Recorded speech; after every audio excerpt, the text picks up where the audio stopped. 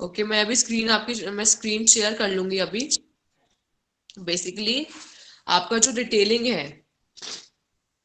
वो it's all about, sorry एक second.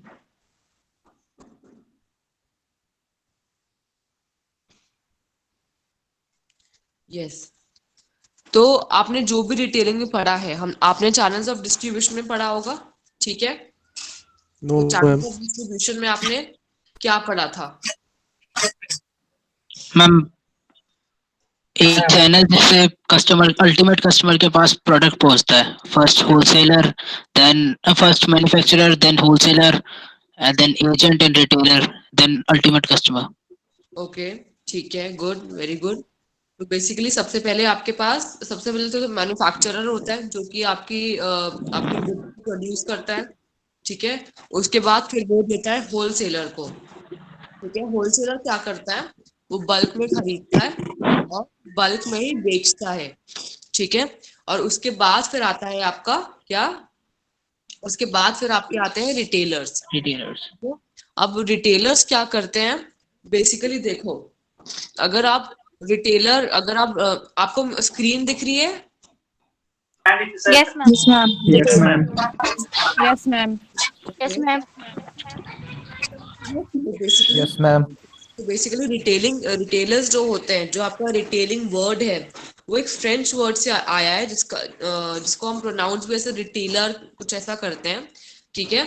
इस फ्रेंच वर्ड रिटेलर का मतलब होता है टू कट अगेन या टू ब्रेक बल्क, ठीक है? इसका मतलब क्या होता है कि जैसे आपका रिटेलर है, वो क्या करता है, आपके होलसेलर से छोटी छोटी क्वांटिटीज में खरीदता है, ठीक है? और उनको छोटी छोटी क्वांटिटीज में ही आगे बेचता है, ठीक है? टू ब्रेक बल्क मतलब कि बल्क में उसने अगर खरीद भी लिया तो उसको छोटी छोटी क्वांटिटी। अब देखो, रिटेलर जो है, सबसे जो इम्पोर्टेंट काम होते हैं उसके, एक तो यही कि वो छोटी छोटी क्वांटिटीज में अपने प्रोडक्ट्स को बेचता है, और किसको बेचता है? फाइनल कंज्यूमर्स को, ठीक है? जो कि आपके प्रोडक्ट्स को अपने हाउस होल्ड यूज के लिए या पर्सनल कंजम्पशन के लिए यूज करते हैं, ना कि फॉर फर्दर रीसेलिंग के लिए, ठीक है? तो रिटेलर क्या करता है, आपके होलसेलर से प्रोडक्ट्स को बल्क में खरीद के छोटी छोटी क्वांटिटीज में वो बेचता है, और किसको बेचता है? अपने फाइनल कंज्यूमर्स को बेचता है, ठीक है? तो बेसिकली हम लोग बोल सकते हैं कि रिटेलर का जो सबसे इंपॉर्टेंट रोल होता है वो होता है ready to be used goods को कंज्यूमर तक पहुंचाना, ठीक है? जो भी फिनिश गुड्स, जो भी ready to be used goods है, उनको आप फिनिश गुड्स तक उनको आपके कंज्यूमर्स के डोर स्टेप तक पहुंचाना, ये आपका रिटेलर का सबसे ज्यादा इंपॉर्टेंट काम होता है, ठीक है? अब जो रिटेलिंग है, अब ये एक्चुअली आपने कभी सोचा है कि ये एक मतलब कि आप लोग रिटेल पढ़ क्यों रहे हो, कि ये कैसे आपका इतना इम्पोर्टेंट बन गया है कि आपका पूरा कोर्स आपका रिटेलिंग पर है? तो इसकी कुछ ना कुछ तो रेलेवेंस, कुछ ना कुछ तो सिग्निफिकेंस इसकी होगी ना, कि हम लोगों को इसकी पढ़ने की मैम इसमें जरूरत। ज़्यादा प्रॉफिट और मिलता है। ज्यादा प्रॉफिट होता है? प्रॉफिट मतलब कैसे? जैसे अगर हम बल्क में जो चीज़ 30 रुपए की एक चीज़ ले रहे हैं बल्क में, जैसे 20 पीस ले रहे हैं कपड़ों के, फॉर एन एग्जांपल, जो अगर हम 30 रुपए का एक पीस पड़ रहा है हमें बल्क में, तो हम वो उसको 60 में भी बेच सकते हैं, 70 में भी बेच सकते हैं रिटेल में एक पीस को। ओके, ठीक है। मैम जो भी final consumer direct ma'am from पर होलसेलर कंज्यूमर नहीं को तो खरीद मैम सकता। आइडिया होता है ना कि वो सामान कितने का बिक रहा है। क्या बच्चे? मैम पर कंज्यूमर को तो आइडिया होता है ना कि वो सामान कितने का बिक रहा है। हाँ, एग्जैक्टली देखो actually now saying that final consumer और हम डायरेक्ट होलसेलर से एमआरपी नहीं खरीद के सकता, तो एमआरपी से बीच थोड़ा में ज़्यादा रिटेलर बेच रहे हैं। चाहिए ही चाहिए। बच्चा एक टाइम पे आप प्लीज कोई एक बोलिए, दो तीन बच्चे एक साथ बोलते हैं तो बहुत क्योस हो जाता है। आप लोग वन बाय वन अपने क्वेश्चंस रेज कीजिए। मैम आई बोलो। Was saying that single final consumer जो है डायरेक्ट होलसेलर से परचेज नहीं कर सकता, क्योंकि होलसेलर बल्क में सेलिंग करता है, तो बीच में एक रिटेलर होना जरूरी होता है। ओके, ठीक है। Ma'am, but not all consumers are known about with the wholesale rates.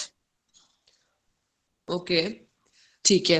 तो बेसिकली जो मैं आपको बोल रही हूँ, मैं ये बोल रही हूँ कि मतलब रिटेल हम लोग जो कोर्स पढ़ रहे हो, आप लोग जो कोर्स पढ़ रहे हो पूरा रिटेलिंग के ऊपर, मतलब कि इसकी इतनी क्या रेलेवेंस हो गई है कि इसके ऊपर मतलब अलग से एक कोर्स बन गया है, ठीक है।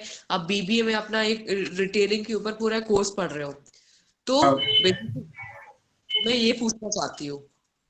मैम मैं because it बताना चाहूंगा मैम provides कुछ। Ma'am because it provides more employment and it contributes in GDP also. Very good, yes, it's one of the answers. It is one of the fastest growing sectors in the world. Yes yes exactly. तो एक and जो actually ये ma'am सबसे ज्यादा population को cover करने वाली चीज है ना, ये सबसे ज्यादा पॉपुलेशन को यही कवर करता है। होलसेल जो है वो कुछ एक कस्टमर को ही पकड़ पाते हैं, लेकिन जो रिटेलर्स होता है वो लगभग मैक्सिमम हर पॉपुलेशन को, हर उसको पकड़ता है। यस यस, जो रिटेलिंग इंडस्ट्री है बहुत ही बड़ी होती जा रही है, ठीक है। जैसे कि आप देखोगे हमारे जो रिटेल सेक्टर से जो जीडीपी आता है, इट्स क्वाइट सिग्निफिकेंट, ठीक है।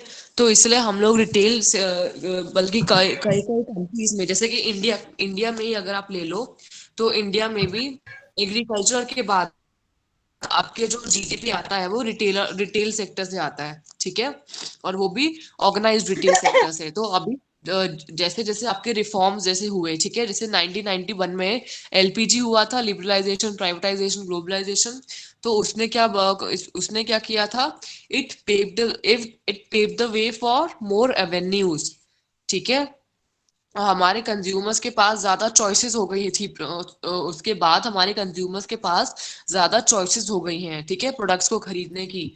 ज्यादा उनकी डिमांड्स भी बढ़ गई है, अपने उनकी प्रेफरेंसेस वगैरह चेंज हो रही हैं। एंड पर उनकी जो अब एक्चुअली अब क्या ट्रेंड चल रहा है आपने देखा होगा कि न्यूक्लियर फैमिलीज हैं, ठीक है।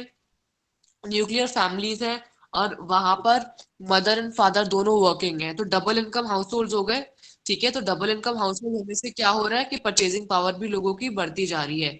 तो जैसे जैसे परचेजिंग पावर बढ़ती जा रही है, वो अपने स्टैंडर्ड ऑफ लिविंग को भी बढ़ा रहे हैं, ठीक है। तो स्टैंडर्ड ऑफ लिविंग को जैसे जैसे बढ़ा रहे हैं, तो ऑफकोर्स उनकी जो चॉइस ऑफ गुड्स होएगा, ठीक है, जो भी उनको मतलब उनको वैरायटी चाहिए गुड्स की, वो भी उनको ज्यादा चाहिए। तो इसलिए उसी हिसाब से जो आपके रिटेलर्स जो अब मार्केट में आए हैं, वो भी उन्हीं को डिमांड्स को फुलफिल करने के लिए रिटेल भी आपका बढ़ता जा रहा है, ताकि जो इंक्रीजिंग डिमांड है कंज्यूमर्स की, वो एक्सक्यूज मी। उनको फुलफिल कर पाए, ठीक है। जैसे कि यहाँ पे लिखा हुआ है कि अगर आप स्क्रीन पे देख पा रहे हैं, तो retail is the largest private sector in the world, okay. And sorry, कुछ बोला किसी ने? हेलो हाँ जी, हाँ, कुछ बोला किसी ने? मैम, जैसे ऑनलाइन बिजनेस बढ़ता जा रहा है तो ये कंपटीशन है, टफ कंपटीशन है रिटेल के लिए, क्योंकि हाँ आजकल लोगों को घर से ही मंगा लेते हैं, तो लोग हाँ शॉप में तो जाते नहीं परचेज करने। हाँ हाँ। तो ये अच्छी चीज़ तो नहीं है मेरे ख्याल से रिटेल के लिए। अच्छी चीज नहीं है क्या कि घर से कि ये ऑनलाइन रिटेल जो बढ़ता जा रहा है? मतलब ऑनलाइन हम तो जैसे ऑनलाइन भी तो रिटेलिंग नहीं ऑनलाइन आता है ना। मंगा लेते हैं कुछ भी है। बच्चे आप फिर से बोलो, क्या बोल रहे हो आप? मैम ये कह रहे हैं कि जो हमारी रिटेलिंग की इंडस्ट्री में क्या होता है, आजकल ऑनलाइन शॉपिंग बढ़ गई है, जिस वजह से लोग अब शॉप पे जाके शॉपिंग नहीं कर रहे हैं। तो ये तो रिटेलिंग के लिए अच्छी चीज नहीं है, बट आई थिंक कि जो ऑनलाइन भी शॉपिंग हो रही है वो भी तो रिटेलिंग का ही एक पार्ट है ना। Exactly exactly. And जो online hello ma'am, hello normal normal जो छोटी शॉप्स थी, जो मॉम एंड पॉप शॉप जो किसी जिसे कहते हैं, वो भी अब ऑनलाइन जाती जा रही है। जैसे हाँ अमेजोन वगैरह के प्लेटफॉर्म पे वो भी अब सामान बेचने लग गए, तो वो तो रिटेलिंग में शिफ्ट हो गया ना। रिटेलिंग टू हाँ रिटेलिंग एक तरीके से। हाँ हाँ, देखो जो आपका जो हो क्या रहा है कि जो आपका जो रिटेल सेक्टर है ना, वो अब अनऑर्गेनाइज से ऑर्गेनाइज की तरह मूव कर रहा है, ठीक है। और अभी से नहीं, बहुत पहले से ही हो रहा है। जो आप ये मॉम एंड पॉप स्टोर्स बोल रहे हो, ये एक तरह से अनऑर्गेनाइज रिटेल सेक्टर में आता है, ठीक है। अनऑर्गेनाइज रिटेल सेक्टर में, जैसे कि अनऑर्गेनाइज रिटेल सेक्टर क्या होता है कि जो कि आपके गवर्नमेंट की रूल्स एंड रेगुलेशंस गवर्न नहीं करती उसको, ठीक है। वहां पे कोई फिक्स्ड वर्किंग आवर्स नहीं होते हैं, वहां पे आपके जो एम्प्लॉयज को कोई फिक्स्ड रेम्यूनरेशन नहीं मिलती है। वहां पर आपके एम्प्लॉयज को जैसे आपने सुना होगा कि किराना स्टोर्स हो गए, ऐसे अगर आपने सुना होगा, जैसे या फिर कहीं भी आप जैसे छोटी सी गली में कोई किराने की दुकान हो गई, ठीक है, या राशन की दुकान हो गई, छोटी मोटी दुकान, और वहां पे जैसे राशन का सामान मिलता है, तो ऐसे छोटे मोटे किराना स्टोर्स वगैरह जो हो गए, ये अनऑर्गेनाइज्ड स्टोर्स हैं। और ये मॉम एंड पॉप स्टोर्स वगैरह जो भी है, ये भी एक तरह से काइंड ऑफ अनऑर्गेनाइज्ड स्टोर्स ही है, क्योंकि ये एक फैमिली रन स्टोर्स हैं, ठीक है। तो अब हो क्या रहा है कि जो आपका ट्रेंड है वो अनऑर्गेनाइज से ऑर्गेनाइज सेक्टर में मूव कर रहा है, ठीक है। अब जैसे ऑर्गेनाइज सेक्टर में आपके अब डिपार्टमेंटल स्टोर्स आ गए हैं, सुपर मार्केट्स आ गई हैं, हाइपर मार्केट्स वगैरह, जैसे आपने बिग बाजार वगैरह देखा होगा, ठीक है। तो ऐसे ऐसे आपके बड़े बड़े मॉल्स वगैरह जैसे हो गए आपके बड़े बड़े, ठीक है। एक ही मॉल में आप किसी भी मॉल में चले जाओ तो आपको ऑलमोस्ट सब कुछ मिल जाएगा। तो आपका जो ट्रेंड है वो अनऑर्गेनाइज से ऑर्गेनाइज सेक्टर की तरफ मूव कर रहा है। और जैसे जैसे आपका ऑर्गेनाइज सेक्टर मूव कर रहा है, ऑफ कोर्स अब ऑर्गेनाइज सेक्टर जो है वो सिर्फ मतलब उस अपने ऑनलाइन प्लेटफॉर्म्स में भी वो अपने प्रेजेंस को दिखा रहा है। जैसे कि आप बोल रहे हो ना कि ऑनलाइन हम बैठे बैठे अपना घर पे सामान हम लोग मंगवा लेते हैं, वो ये कर लेते हैं। तो अमेजोन वगैरह, फ्लिपकार्ट वगैरह क्या है, ये भी तो बड़े बड़े रिटेलर्स ही तो हैं, ठीक है। यार आपकी आवाज बहुत कट रही है। Am I not audible? No ma'am, सबको सुनाई दे रहा है भाई, समझा दो दोबारा। तुम्हारे ही नहीं आ रहा है, तुम्हारे वाले में You कट are रहा not है। visible. Ma'am, you are audible and your screen also visible. Okay, okay, okay. ठीक है। तो बेसिकली जो आप ऑनलाइन का तो पूछ रहे थे, जो बड़े बड़े अभी जो सुपर मार्केट्स वगैरह, हाइपर मार्केट्स, मतलब जो भी बड़े बड़े डिपार्टमेंटल स्टोर्स वगैरह आ रहे हैं, तो ऑफ कोर्स वो सिर्फ ऑफलाइन ही नहीं, ऑफलाइन स्टोर्स ही नहीं, बल्कि ऑनलाइन प्लेटफॉर्म्स में भी ये अपनी प्रेजेंस दिखा रहे हैं, ठीक है। अब जैसे कई, और इनफैक्ट कई की जैसे अमेजोन वगैरह हो गए, उनका तो सिर्फ ऑनलाइन ही प्लेटफॉर्म है, आपको कोई फिजिकल स्टोर नहीं मिलेगा अमेजोन वगैरह का, ठीक है। तो जो मतलब जो ऐसे रिटेलर्स हैं ऑर्गेनाइज्ड के साथ, ऑर्गेनाइज्ड होने के साथ साथ वो अपने ऑनलाइन प्लेटफॉर्म्स भी बिल्ड कर रहे हैं, अपनी वेबसाइट्स को बिल्ड कर रहे हैं, ठीक है। लेकिन अमेज़न पे अगर भी फिजिकल। मैम ये तो एक तरीके से एडवांटेज है जो। हाँ, हाँ, एडवांटेज बोल लो या कुछ भी बोल लो, या फिर आप बोल लो कि डायनामिक इन्वायरमेंट जैसे इतना हो रहा है अब, ठीक है, कि अब जैसे कंज्यूमर्स हैं, कंज्यूमर आजकल क्या ढूंढता है, सबसे पहले कंज्यूमर को अपनी कन्वीनियंस चाहिए, ठीक है।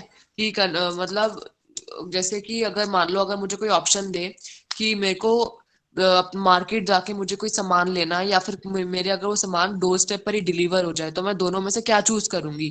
मैं ये चूज करूंगी ना कि वो सामान डोर स्टेप पे डिलीवर हो जाए। तो कंज्यूमर की डिमांड जैसे जैसे बढ़ रही है, उसी हिसाब से जो आपके रिटेलर, जो आपकी कंपनीज हैं, वो भी उन्हीं को अडेप्ट करते हुए डायनेमिक एनवायरनमेंट में सरवाइव होने के लिए वो भी अपने अंदर अंदर चेंजेस ला रही हैं, ठीक है। Okay, yes ma'am. ओके। तो जैसे कि हम लोग यहाँ पर थे कि रिटेलिंग जो है हमारे वर्ल्ड में लार्जेस्ट प्राइवेट सेक्टर वगैरह हो चुका है, and it accounts for almost 10% of GDP of most developed Nations. अच्छा बच्चे, एक तो ना आप लोग क्या करना, ये सारी जो फिगर्स है ना बहुत पुरानी है, 10 साल पुरानी फिगर्स हैं, क्योंकि जो आपका ये इग्नू का जो सिलेबस है ना, ये 2010 के बाद आई डोंट थिंक ये रिवाइज हुआ है। तो जो भी आपके पास ई ज्ञान कोश में आपका स्टडी मटेरियल आपको मिल जाएगा, ठीक है। ई ज्ञान कोर्स से आप डाउनलोड कर लेना, स्टडी मटेरियल सब कुछ आपको मिल जाएगा। और आपकी फिजिकल जो आपकी बुक्स हैं वो भी आपको जल्दी मिल जाएंगी, ठीक है। लेकिन जो आपकी जो जहां पर भी आपके फैक्ट्स एंड फिगर्स आएंगे ना, जैसे अभी यहाँ पे 10% ऑफ जीडीपी आ रहा है, और नीचे हम लोग जैसे देख रहे हैं कि ये इंडस्ट्री जो है मेजर एम्प्लॉयर भी up to 16% in US, 15% in Brazil. तो ये सारी जो फिगर्स है ना 2010 तक की है।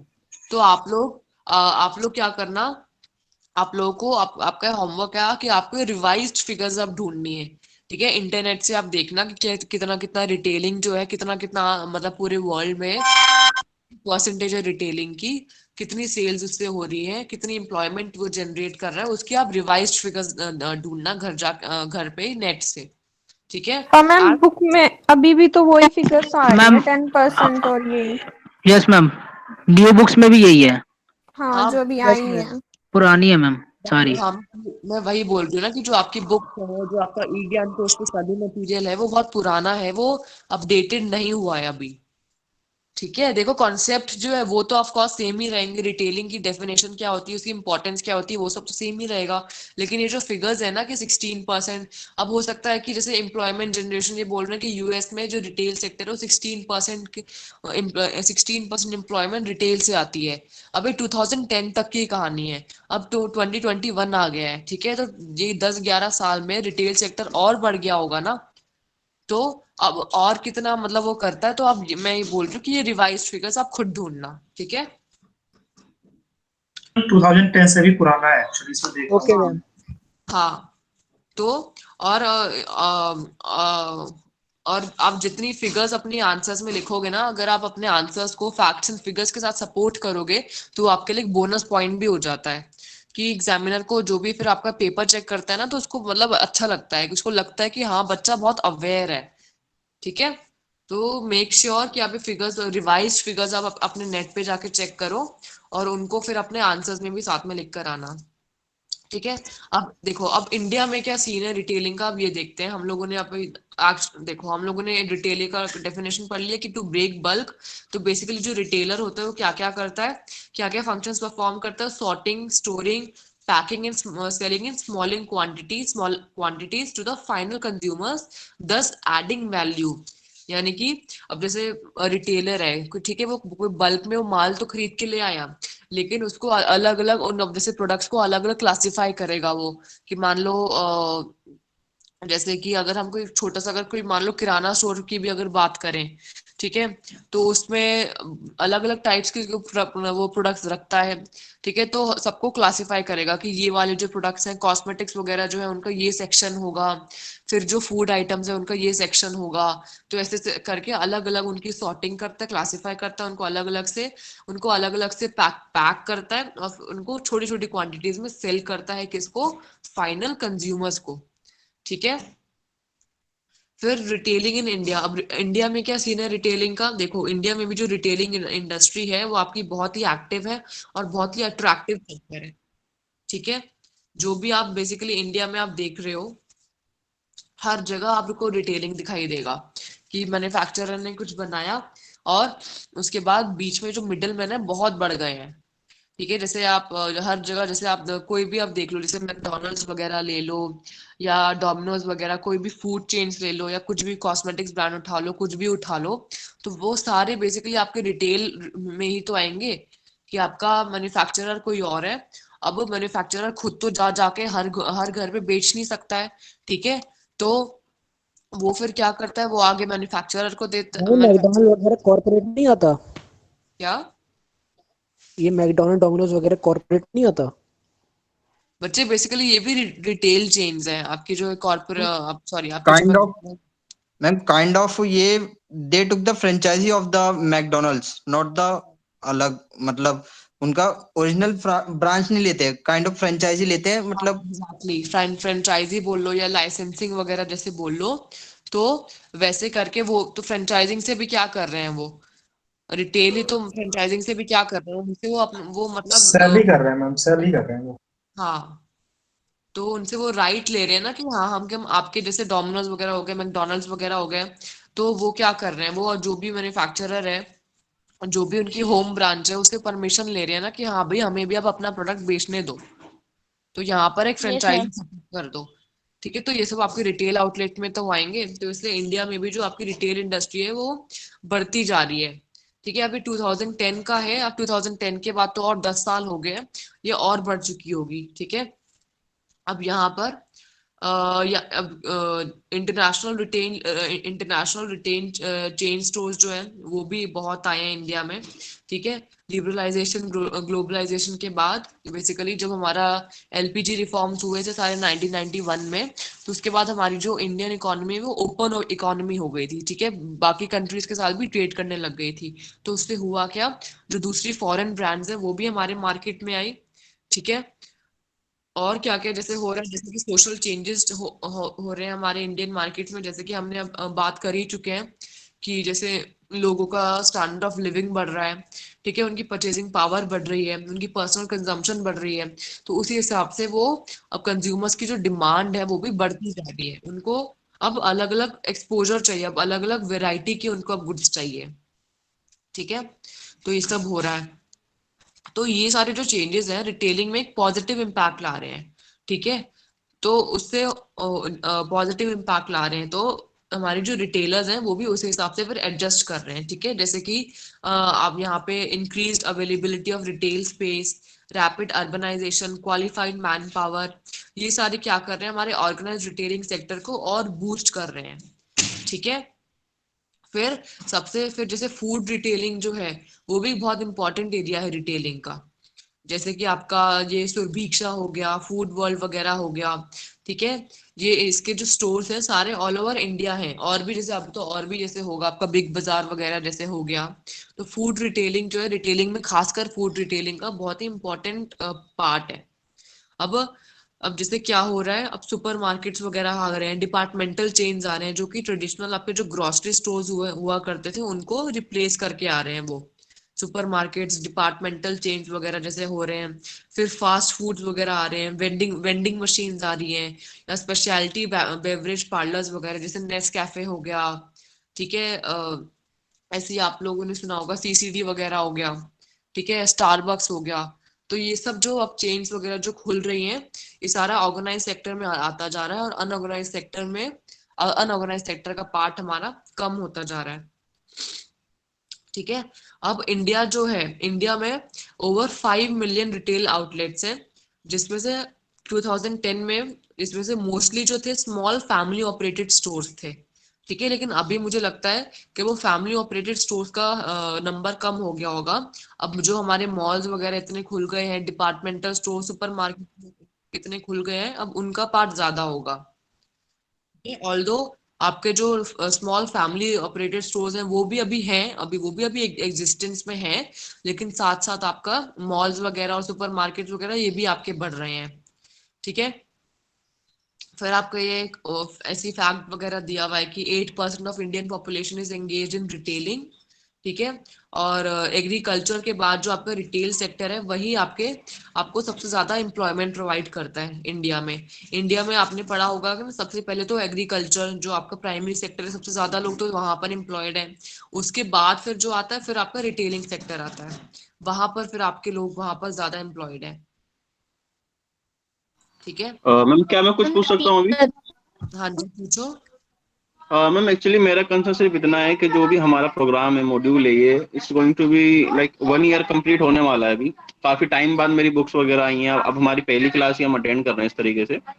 तो हम पूरा ओवरऑल प्रिपरेशन किस तरीके से करें एग्जाम्स के लिए, किस तरीके से एग्जाम होंगे, किस तरीके से कंडक्ट होगा, सारी चीजें थोड़ा अगर इसका ओवरव्यू का कहीं से मिल सकता है कोई डिटेल्स, बिकॉज ये क्लासेस जो हैं ये तो हमारी टाइम टू टाइम लगती रहेंगी, कोई हमारी ऑनलाइन क्लास के अलावा नहीं लगेंगी, ऑफलाइन क्लासेस नहीं होंगी कोई। हेलो।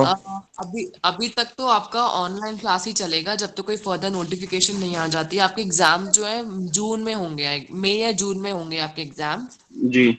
हाँ और ये जून में मिड टर्म एग्जाम और ये असाइनमेंट्स वगैरह के लिए हम लोग कैसे प्रिपरेशन करें, इसका कोई गाइडेंस अभी तक मिला नहीं है किसी से भी। असाइनमेंट्स वगैरह के लिए भी आपको देखो, असाइनमेंट्स वगैरह भी आपके ना साइट पर अपलोड हो गए हैं। आप अपनी वेबसाइट चेक करोगे वहां पर अपलोड हो गए हैं, नहीं तो हो जाएंगे। और असाइनमेंट्स वगैरह जो है आपको लाइन शीट्स में करने होंगे, ठीक ठीक है। है। आपने लूज शीट्स लेना और उसमें लाइन शीट्स लेना, ऐसे नॉर्मल वाइट पेज में, मतलब जो आपका प्योर A4 साइज शीट होता है ना वैसी मत लेना, लाइन शीट्स लेना और उस पे आपको असाइनमेंट्स करने होंगे। सॉरी मैम, ठीक है। I am interrupting you, but सुबह मॉर्निंग में स्वेट सर ने सबको इन्फॉर्मेशन दिया था इसके रिगार्डिंग असाइनमेंट, इंटर्नशिप। नहीं एक्चुअली मैंने सुबह पूछा था ये सवाल, उन्होंने तब ये जवाब दिया था कि तब हम हम अभी नहीं आए बताएंगे थे, इसके बारे में। So you तब हम can नहीं आए थे। ask in group. मैम ये ग्रुप में लास्ट से डेट मैम में मैसेज कर सकते हैं। पढ़ा लो। मैम ये बोल रहा हूँ क्लासेस डेली लगेंगी क्या? Ma'am, we should focus on the study this time. We will yes okay. आप लोग ये डाउट्स बाद में ग्रुप में पूछ लेना, जो भी आपके ठीक है डाउट्स मैम, हैं। कोई नहीं, बाद में ग्रुप में पूछ लेंगे। Thank you. हरप्रीत सर से भी आप लोग पूछ सकते हो, बट अभी के लिए आप बस यही सोचो कि एग्जाम्स आपकी जून में होंगे, और क्लासेस जब तक कोई फर्दर नोटिफिकेशन नहीं आती आपकी ऑनलाइन ही होंगी। और देखो आपके पास स्टडी मटेरियल वगैरह तो सब कुछ है ही, और ऑनलाइन भी आपकी टीचर्स आपको पढ़ा ही रहे हैं। तो आई डोंट थिंक कोई डिफरेंस ऑफलाइन या ऑनलाइन अभी भी आपका हो है। अभी जो पढ़ने वाले बच्चे हैं वो ऑनलाइन भी आ जाएंगे कैसे ना कैसे करके, और ऑफलाइन में भी पढ़ना ही है उनको, ओके।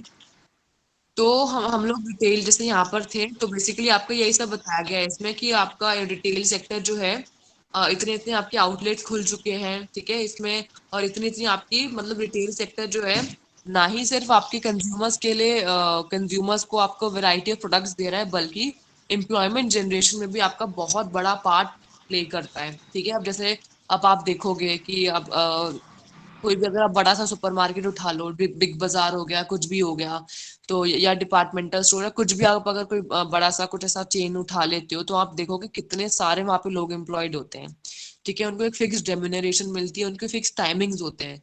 तो जो आपके जो आपका रिटेल सेक्टर है, आपको सिर्फ वाइड वैरायटी ही नहीं दे रहा, बल्कि एम्प्लॉयमेंट जनरेशन में भी बहुत आपकी हेल्प कर रहा है। और उसी वजह से जो आपका रिटेल सेक्टर है वो बढ़ता जा रहा है, ठीक है। उसका जो शेयर है वो इंडस्ट्री में, उसका जीडीपी में जो शेयर है वो बढ़ता जा रहा है, ठीक है। रिटेलिंग का इकोनॉमिक डेवलपमेंट में भी बहुत बड़ा पार्ट है, बहुत इम्पैक्ट करता है इकोनॉमिक डेवलपमेंट को भी। कैसे? कि वो एम्प्लॉयमेंट देता है, जो भी आपके पुअरेस्ट और अनस्किल्ड लोग होते हैं ना, उनको एम्प्लॉयमेंट देता है। देखो अगर कोई छोटी सी शॉप भी, अगर कोई किराना स्टोर अगर कोई सेटअप करता है बहुत छोटी सी इन्वेस्टमेंट में, तो उसमें भी वो एक दो लोगों को तो हायर करेगा ही ना। और वही अगर हम बात करें डिपार्टमेंटल स्टोर्स की, या बड़े आपके सुपरमार्केट चेन्स वगैरह की, तो वहां पे तो कितने सारे लोग एम्प्लॉयड होते हैं। तो इसलिए आपकी एम्प्लॉयमेंट बढ़ती है, और एम्प्लॉयमेंट से क्या होता है, आपकी इकोनॉमिक डेवलपमेंट भी होती है एक नेशन की, ठीक है।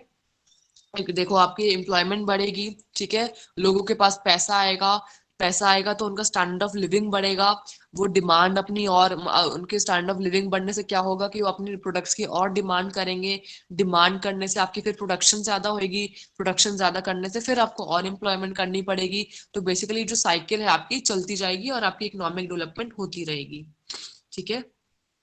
मैम इसके भी आप पे क्वेश्चन भी आ सकता है कि एम्प्लॉयमेंट में रिटेलिंग का क्या हाथ है? हाँ एग्जैक्टली, बिल्कुल आ सकता है ऐसा क्वेश्चन, ठीक है। Okay ma'am. आपका जो Ma'am, it is also helpful for the customers that taking the services from the particular franchisee. For example, if I had the showroom of Royal Enfield nearby me or nearby my market, then it would be more convenient to me than I have to go the other places and all. Yes exactly, बिल्कुल। जो आप basically आप जो बोल रहे हो कि जो रिटेल स्टोर्स हैं वो आजकल जगह जगह सेटअप हो रहे हैं, लोगों के कन्वीनियंस के हिसाब से, बिल्कुल ये भी है कि मतलब सब कुछ, क्योंकि ये तो होता ही है कि आप देखो, कोई भी अगर आपको बिजनेस अपना सेटअप करना हो, या कोई आपका स्टोर वगैरह सेटअप करना हो, तो जो आपका लोकेशन होता है वो आपका एक one of the most important factors तो होता ही है, कि ऐसा ना हो कि आपके यहाँ तक आने में ही कंज्यूमर थक जाए, ठीक है। तो ऐसी लोकेशन होनी चाहिए आपके स्टोर की कि वहां पर आपका जो कंज्यूमर है कन्वीनियंटली आ सके, और उसको कोई प्रॉब्लम ना हो। वैसे मोर ओवर अब तो वैसे सब कुछ ऑनलाइन ही हो रहा है, कोई भी आप उठाकर देख लो, कुछ भी स्टोर वगैरह उठा के देख लो, उनकी ऑनलाइन एक वेबसाइट भी होती ही है, तो कंज्यूमर वहां से भी ऑर्डर कर सकता है और होम डिलीवरी करवा सकता है। लेकिन जो फिजिकल स्टोर जो सेटअप होते हैं, वो भी बिल्कुल लोकेशन के हिसाब से सेटअप होते हैं। रश मैम एरिया पर जैसे। हेलो हाँ जी, बोलो। मैम ऑनलाइन में भी मैम एम्प्लॉयमेंट जनरेट हो रही है, जैसे ट्रांसपोर्टेशन का जो कॉस्ट होता है।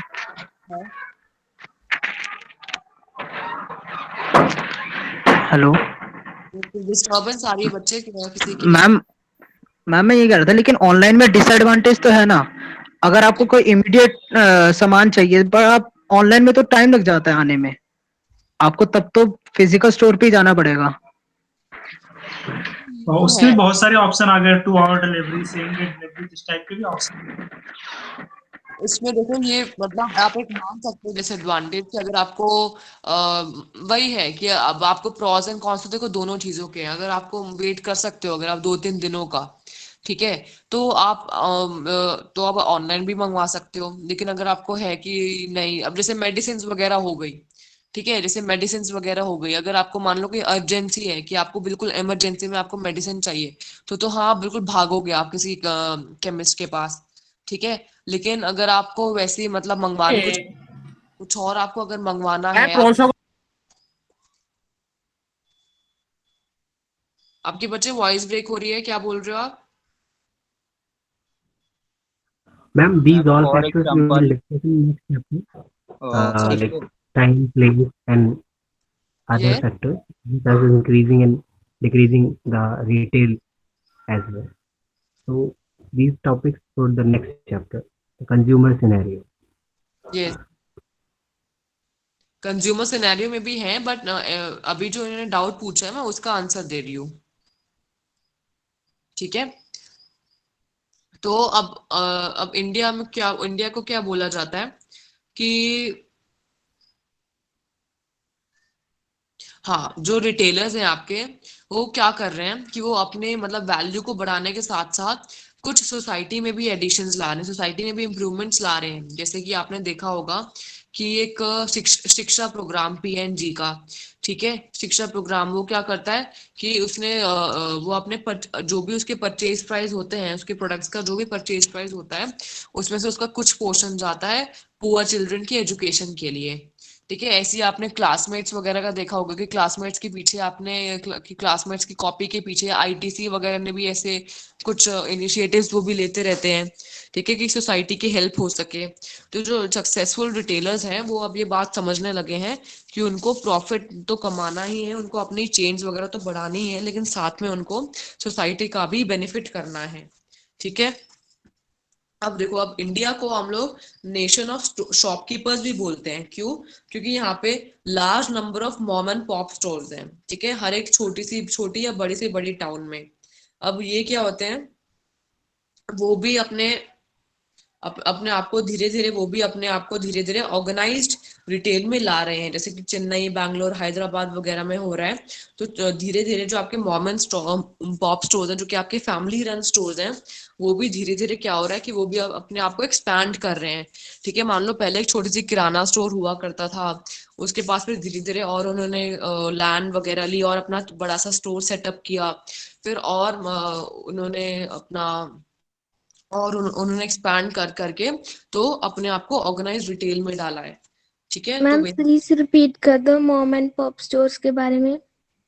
देखो, मैंने बोला कि इंडिया जो है, इंडिया को हम लोग नेशन ऑफ शॉपकीपर्स बोलते हैं, ठीक है। जहां देखोगे आपको छोटी छोटी शॉप्स वगैरह दिखाई देंगी, मॉम एंड पॉप स्टोर्स यहाँ पर बहुत सारे हैं, ठीक है। हर सिटी में, हर टाउन में आपको छोटे छोटे मॉम एंड पॉप स्टोर्स आपको मिल जाएंगे। लेकिन ये वाला जो ट्रेंड है वो भी चेंज हो रहा है ऑर्गेनाइज्ड रिटेल आने से, ठीक है। जैसे जैसे आपको ऑर्गेनाइज्ड रिटेल बढ़ रहा है, वैसे वैसे आपके मॉम एंड पॉप स्टोर्स वगैरह जो है ये भी कहीं ना कहीं खत्म हो रहे हैं, कम हो रहे हैं ये, ठीक है। कि अब जैसे पहले किराना स्टोर्स वगैरह जो आपके हुआ करते थे, जो चीज आप किराना वगैरह पे खरीद के मतलब छोटे छोटे ऐसे राशन शॉप्स पे खरीदने जाते थे, वो अब चीजें जो है अब आपके सुपर मार्केट्स वगैरह हो गया, ठीक है। जैसे आपकी ग्रोसरीज वगैरह हो गई है, तो ग्रोसरीज वगैरह पहले जैसे क्या होता था कि छोटी सी एक जैसे एक गली में किराना स्टोर है तो लोग वहां से खरीद लेते थे, लेकिन अभी जैसे ग्रोफर्स वगैरह आपने सुना होगा, ठीक है, वो वहां पर पूरी मतलब वहां पर सब कुछ होता है, तो लोग वहां से ऑर्डर करवा लेते हैं ऑनलाइन। तो बेसिकली क्या हो रहा है कि अभी जो छोटे छोटे मॉम एंड पॉप स्टोर्स है ये खत्म हो रहे हैं और ऑर्गेनाइज्ड रिटेल आता जा रहा है, ठीक है। और जैसे कि चेन्नई हो गया, बैंगलोर हो गया, हैदराबाद वगैरह हो गया, वहां पर, और इनफैक्ट मतलब सारी जो आपकी मेट्रोपॉलिटन सिटीज हैं वहां पे तो आपको ये ट्रेंड सबसे ज्यादा दिखाई दे रहा है, ठीक है। और साथ में ही आपका डिपार्टमेंटल स्टोर्स वगैरह हो गए, ठीक है, हाइपर मार्केट्स हो गए, ये सब भी आपका बढ़ता जा रहा है। मतलब बेसिकली ये ना जैसे आपका डिपार्टमेंटल स्टोर से थोड़ा छोटा हो गया, फिर उससे ज्यादा उससे थोड़ा बड़ा हो गया आपका सुपर मार्केट, फिर उससे आपका बड़ा हो गया हाइपर मार्केट्स। ये सब भी आपके सिलेबस में है, ये सब हमें थोड़े लेटर चैप्टर्स में पढ़ेंगे, ठीक है। हाइपर मार्केट क्या होता है? हाइपर मार्केट्स बेसिकली बच्चे सुपर मार्केट्स की तरह होते हैं, लेकिन उससे थोड़ा ज्यादा होते हैं, मतलब बहुत वैरायटी ऑफ स्टोर्स को वो रखते हैं अपने पास। Like Walmart? हाँ हाँ, तो ओके। वैरायटी ऑफ प्रोडक्ट्स को अपने पास रखते हैं, ठीक है, एट एवरीडे लो प्राइजेस। और बेसिकली वहां पर जैसे आपका वो होता है ना कि आपने सुना होगा कि one stop for every need, ऐसा ऐसा कुछ उनका ऐसा कुछ उनका मंत्रा होता है कि हाँ, कि हमारा अगर कंज्यूमर आया है तो उसको जितने भी नीड्स उसको प्रोडक्ट्स की है सारी उसको एक ही स्टॉप पर मिल जाए। तो बेसिकली ऐसा कुछ उनका फंडा होता है हाइपर मार्केट्स का, कि बहुत ही variety of products, variety of brands वहां पर होती हैं, ठीक है। मैम ये रुद्रपुर की कहानी क्या है? क्या? रुद्रपुर। रुद्रपुर? यस मैम, इसमें लिखा हुआ है ना, towns like Rudrapur in the north latching themselves and sleeping in towns like Rudrapur in the north, latching themselves to the retail story. Basically यही बात है कि जो छोटे छोटे टाउन्स है, रुद्रपुर के नाम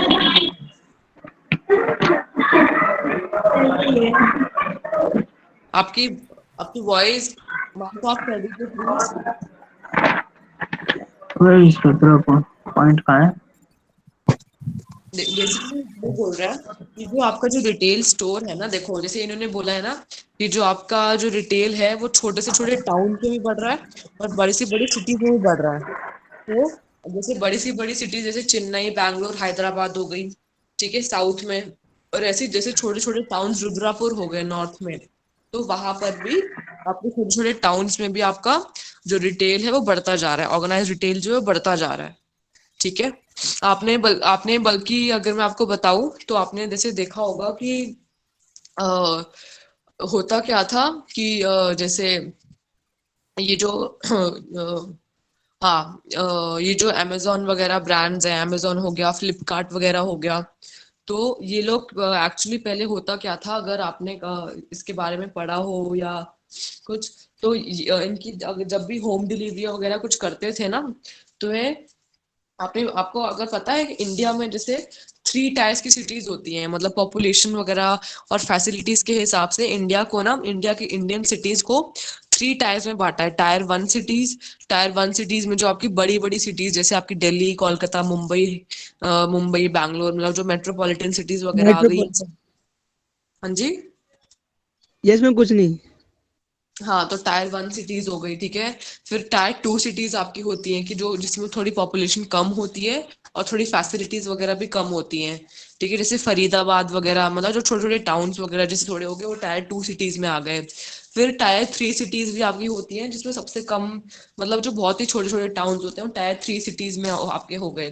तो ऐसे ऐसे करके ना, मतलब इंडिया का मैं जोग्राफिकल डिवीजन बता रही हूँ कि ऐसे ऐसे इंडियन सिटीज को ऐसे 3 टायर्स में बांटा गया है, ठीक है। तो अभी पैंडेमिक अभी हुआ, ठीक है, कोरोना हुआ, आप सबको ही पता है।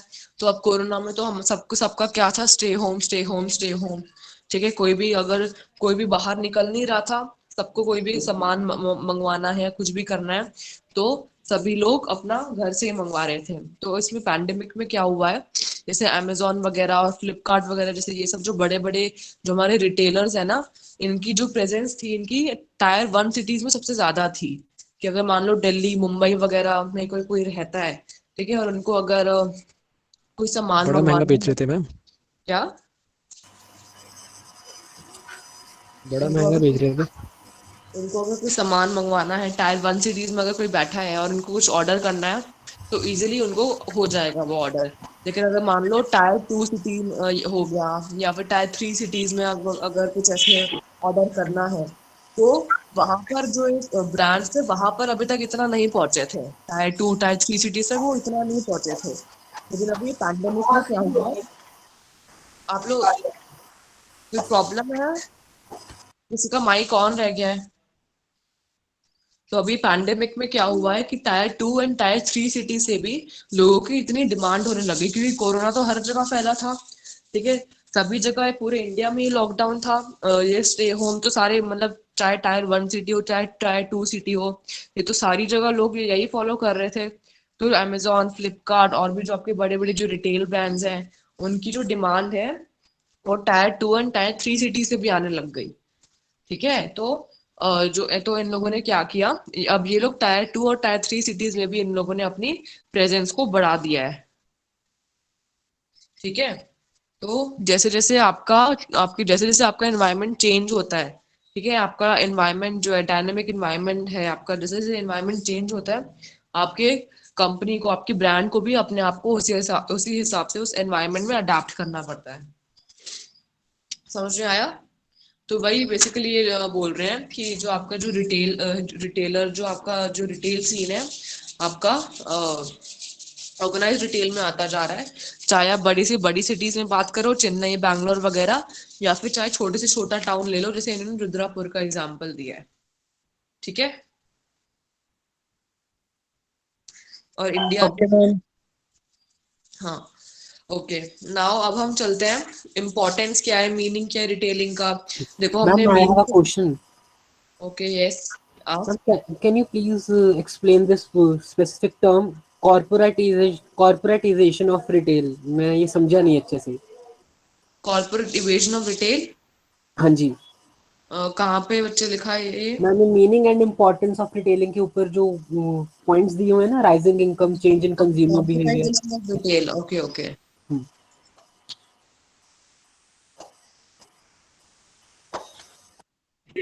Good evening ma'am.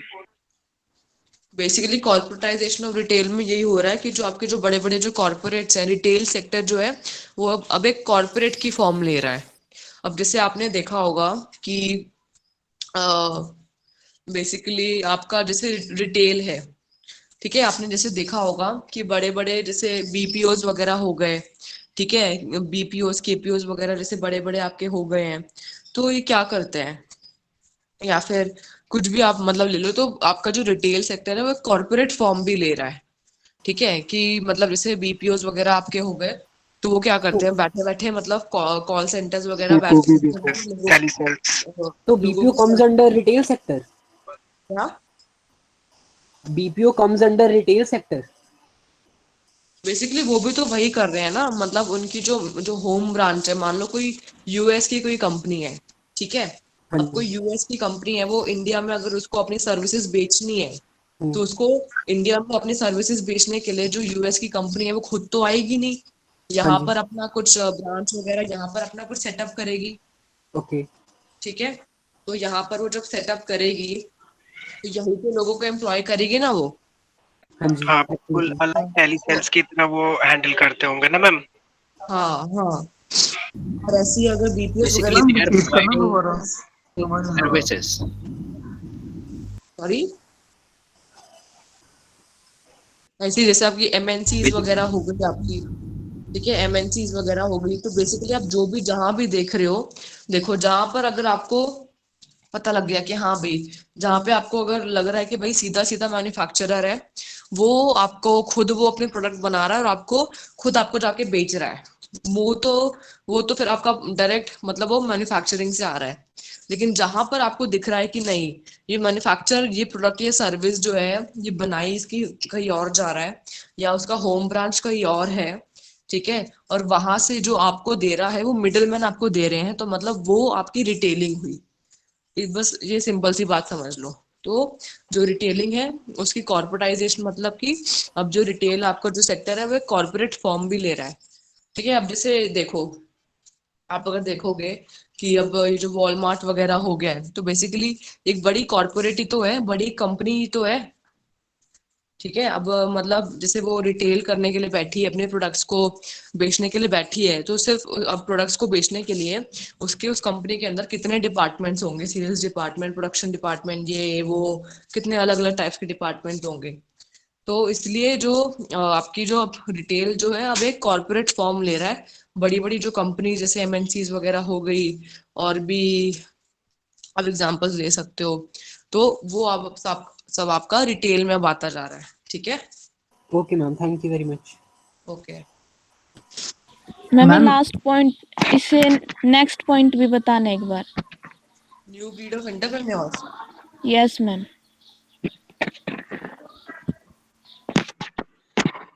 देखो जो आपके एंटरप्रेन्योर्स हैं, आपके एंटरप्रेन्योर्स भी बढ़ रहे हैं इंडिया में। आप देखोगे जो स्टार्टअप्स वगैरह जो है हम कितने बढ़ते जा रहे हैं, ठीक है, तो इसलिए स्टार्टअप अब जैसे स्टार्टअप वगैरह है, अब आप जैसे मैम अपनी स्टार्टअप पे तो 2 साल तक जीएसटी वगैरह भी नहीं देनी है शायद। हाँ हाँ हाँ हाँ, तो आपके जो स्टार्टअप्स वगैरह है, जो भी आपका, तो वो सब भी अब आपके रिटेल सीन में आने लग गए हैं, ठीक है। अगर जैसे मान लो आपको मैं अगर आपको एग्जांपल दूं, किसी ने वो देखा, किसी ने लिटिल थिंग्स देखा है नेटफ्लिक्स पर?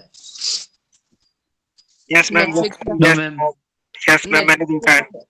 यूट्यूब पर एक सीरीज आई थी ना, लिटिल थिंग्स, उस पे वो है मिथिला पालकर, और अगर किसी ने देखी हो तो।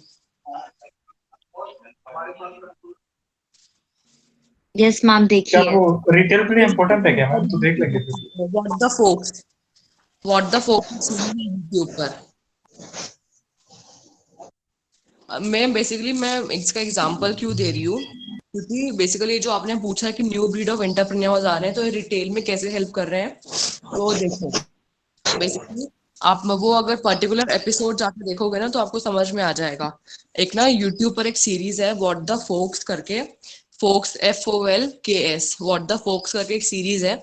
और वहां पर होता क्या है कि एक लड़का है, ठीक है, वो उसने अपना स्टार्टअप कोई प्रोजेक्ट उसने मुंबई में सेटअप किया है, और उसके लिए वो मुंबई आता है, ठीक है।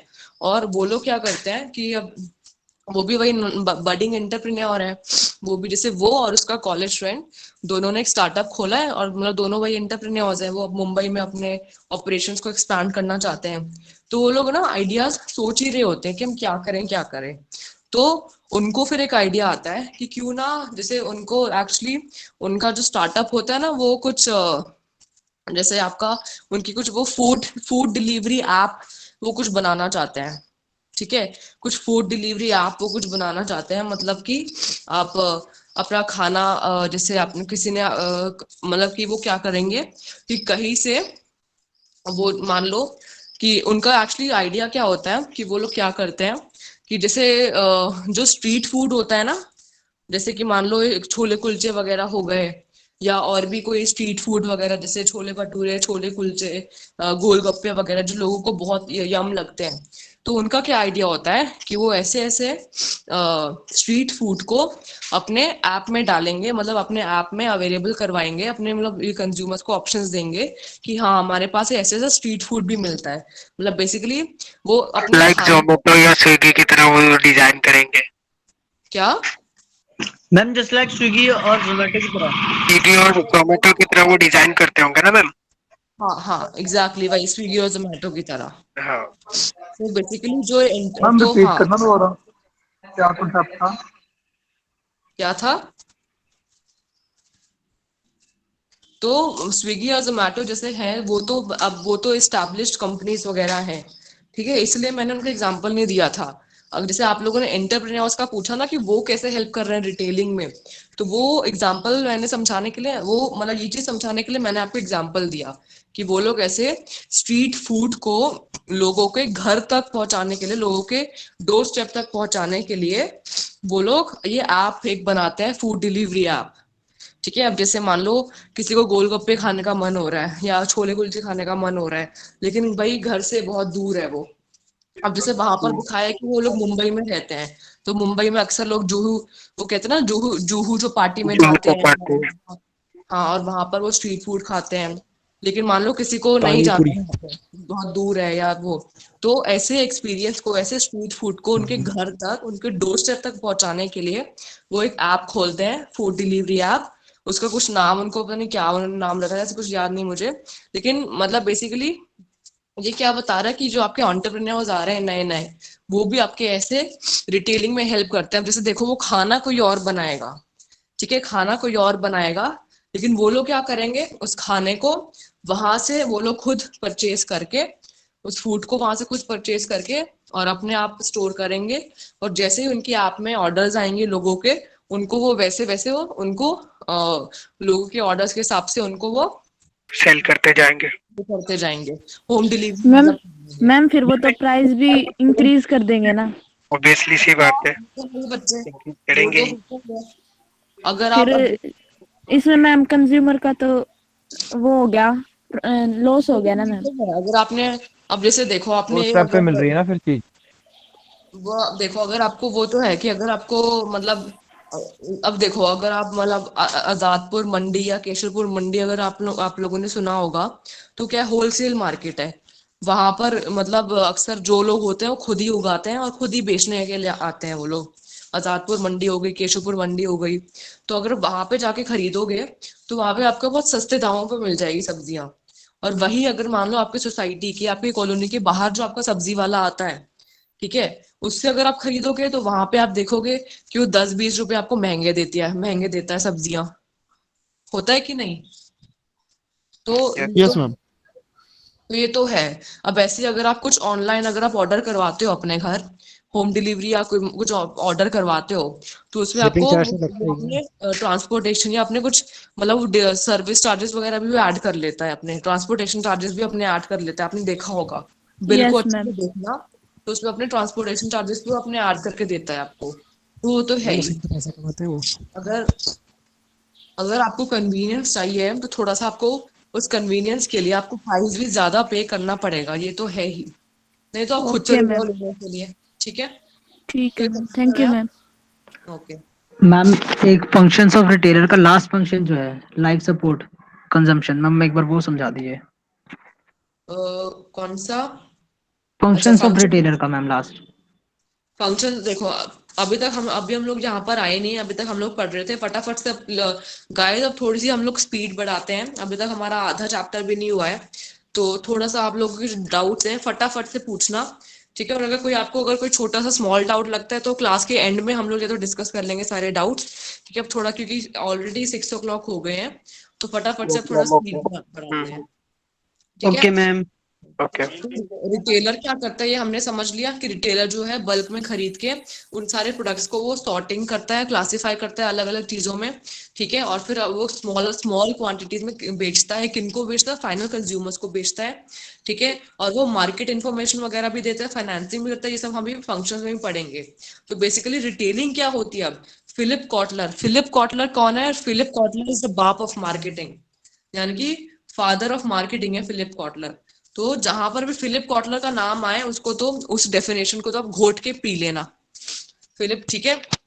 तो फिलिप कॉटलर के हिसाब से जो आपकी रिटेलिंग है, it includes all the activities involve in selling goods and services to final Sonam Gupta consumer बेवफा। फॉर पर्सनल और नॉन बिजनेस यूज, ठीक है।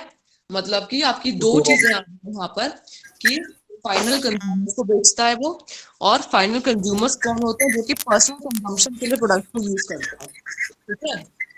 मान लो अगर आप मुझे बेच रहे हो, ठीक है, और मैं अगर किसी और को बेच दूं तो वो मैं फाइनल कंज्यूमर नहीं कहलाऊंगी। तो रिटेलर ऐसा इंसान होता है जो कि आपको आपके फाइनल कंज्यूमर तक आपके रेडी टू यूज गुड्स को बेचता है, ओके। उसके बाद देखो फंक्शंस ऑफ रिटेलर, फंक्शन क्या क्या होता है? एक तो एक्सेसिबिलिटी ऑफ लोकेशन, कि जब तक देखो अब आपने एक अपना रिटेल स्टोर आपने सेटअप कर लिया, अब मान लो आपने सेटअप कर तो लिया लेकिन वो आपके जो भी रेजिडेंशियल एरिया है वहां से आपका बड़ा दूर है, तो क्या फायदा ऐसे सेटअप करने का? तो वैसे सबसे पहले तो आपको कोई सेटअप करना होगा जो कि कंज्यूमर्स तक वो इजिली एक्सेसिबल हो, ठीक है, कंज्यूमर्स उसको इजिली एक्सेस कर पाए। फिर दूसरा आता है कन्वीनियंस ऑफ टाइमिंग। अब रिटेलर क्या करता है? अपने गुड्स को स्टॉक करके रखता है, और रिटेलर को बेसिकली इंश्योर करनी होती है अपने प्रोडक्ट्स और सर्विसेज की availability just when the consumer needs them, ठीक है। तो इसलिए जैसे कि कन्वीनियंस स्टोर्स हो गए, ठीक है, वो जैसे कि आपको कई कई आपकी शॉप्स होती है ना जो कि बहुत देर रात तक खुली होती हैं, जैसे आपकी केमिस्ट वगैरह आपने देखा होगा कि आपके जो केमिस्ट वगैरह होते हैं बहुत देर रात तक खुले होते हैं। तो 24/7। कन्वीनियंस ऑफ टाइमिंग भी होना चाहिए कि आपके कंज्यूमर को जब भी आपके प्रोडक्ट की रिक्वायरमेंट है आपके पास वो प्रोडक्ट आपके पास होना चाहिए। फिर कन्वीनियंस ऑफ साइज। अब यहाँ पर मान लो कंज्यूमर बोल रहा है कि मुझे तो भाई 1 किलो चीनी चाहिए बस, और आप उसको 10 किलो चीनी पूरा पैकेट उठा के दे रहे हो, तो ये क्या बात हुई? तो इसलिए साइज की मतलब कि रिटेलर का काम ही होता है ब्रेकिंग द बल्क, ठीक है। और उसके पास मान लो पूरे कट्टा है आटे का, चीनी का, कुछ भी, लेकिन अब जो कंज्यूमर है वो तो पूरे पूरे कट्टे को नहीं खरीदेगा ना, वो तो मतलब अपनी छोटी छोटी क्वांटिटीज में ही खरीदेगा। तो इसलिए कन्वीनियंस ऑफ साइज भी होनी चाहिए कि जितना कंज्यूमर को चाहिए उतना ही उसी क्वांटिटी में रिटेलर उसको दे। फिर इंफॉर्मेशन, फिर रिटेलर क्या करता है कि जो भी उस प्रोडक्ट की इंफॉर्मेशन होती है, फीचर्स, बेनिफिट्स वगैरह जो होते हैं वो उसको समझाता है। अब जैसे कि आपके डिपार्टमेंटल स्टोर बड़े बड़े में या सुपरमार्केट या किसी भी आप ऐसे मॉल वगैरह में जाते हो, तो आपने वहां पे देखा होगा कि आपको जैसे आप कोई भी प्रोडक्ट ले रहे हो, ठीक है, जैसे कॉस्मेटिक्स का आपका मान लो कॉस्मेटिक्स वगैरह के अगर आप सेक्शन में चले गए ठीक है, या फिर अगर मान लो क्लोथिंग वगैरह में चले गए तो कौन सा साइज चाहिए आपको, ठीक है, और क्या कैसा कपड़ा चाहिए, तो आप वहाँ पे जो सेल्समैन होते हैं वो आपकी हेल्प करते हैं, ठीक है, आपको समझाते हैं कि ये प्रोडक्ट ऐसा है, ये प्रोडक्ट ऐसा है, या कोई भी अगर आप किसी भी स्टोर की बात कर लो, कोई भी प्रोडक्ट की बात कर लो, तो आपको जो रिटेलर होता है वो आपको इन्फॉर्मेशन भी देता है उस प्रोडक्ट की कि क्या फीचर्स हैं, क्या बेनिफिट्स हैं उसके। फिर होता है लाइफस्टाइल सपोर्ट। अब लाइफस्टाइल सपोर्ट में क्या है कि जो आपके गुड्स एंड सर्विसेज जो भी हैं वो कंज्यूमर्स की लाइफस्टाइल को इम्पैक्ट करते हैं, ठीक है, और उनकी एक सोशल स्टैंडिंग को बढ़ाते हैं सोसाइटी के एनवायरनमेंट में, ठीक है। तो लाइफस्टाइल सपोर्ट कैसे कि एक आजकल के जो कंज्यूमर्स हैं वो अपने स्टैंडर्ड ऑफ लिविंग को बढ़ाना चाहते हैं, ठीक है, कि हमारे पास ये वाला प्रोडक्ट होना चाहिए, ये होना चाहिए, ये होना चाहिए। तो जो आपका रिटेलर है वो ऐसे प्रोडक्ट्स को अवेलेबल करवा कर, ठीक है, उनकी हेल्प करता है उनके लाइफस्टाइल को और अच्छा करने में। समझ में आया? Yes ma'am. Yes ma'am. Okay, अब ये हमारा फंक्शंस ऑफ रिटेलर हो गया। अब ग्लोबल रिटेलिंग सिनेरियो रहता है हमारा। देखो ग्लोबल रिटेलिंग सिनेरियो में क्या है, बेसिकली ये बोलता है कि हमारा इंडिया में हमने पढ़ लिया, ठीक है, कि मॉम एंड पॉप स्टोर्स वगैरह पहले थे, लेकिन अब ऑर्गेनाइज सेक्टर हो गया है, बड़े टाउन छोटे टाउन सब में हमारा ऑर्गेनाइज सेक्टर आ रहा है।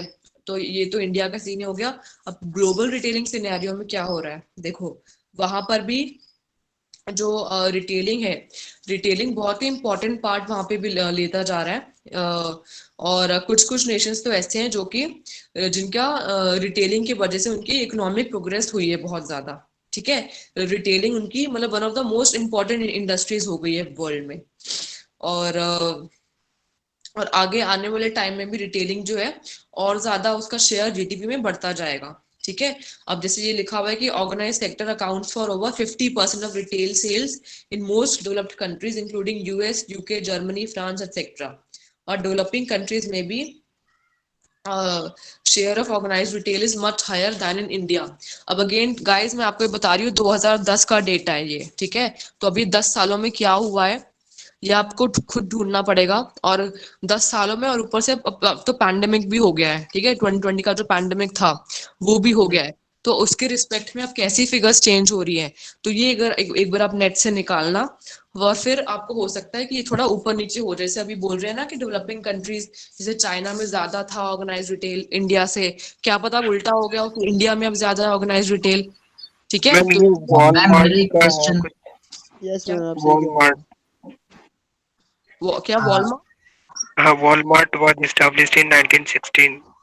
हाँ वॉलमार्ट तो बहुत पहले का ही है, उसके और भी कितनी कितनी ब्रांड्स वगैरह आ गए हैं, ठीक है, अमेजोन, फ्लिपकार्ट वगैरह, और खुद इंडिया सेकंड भी नंबर पे अमेजोन आ चुका है केयर फॉर ग्रुप की जगह।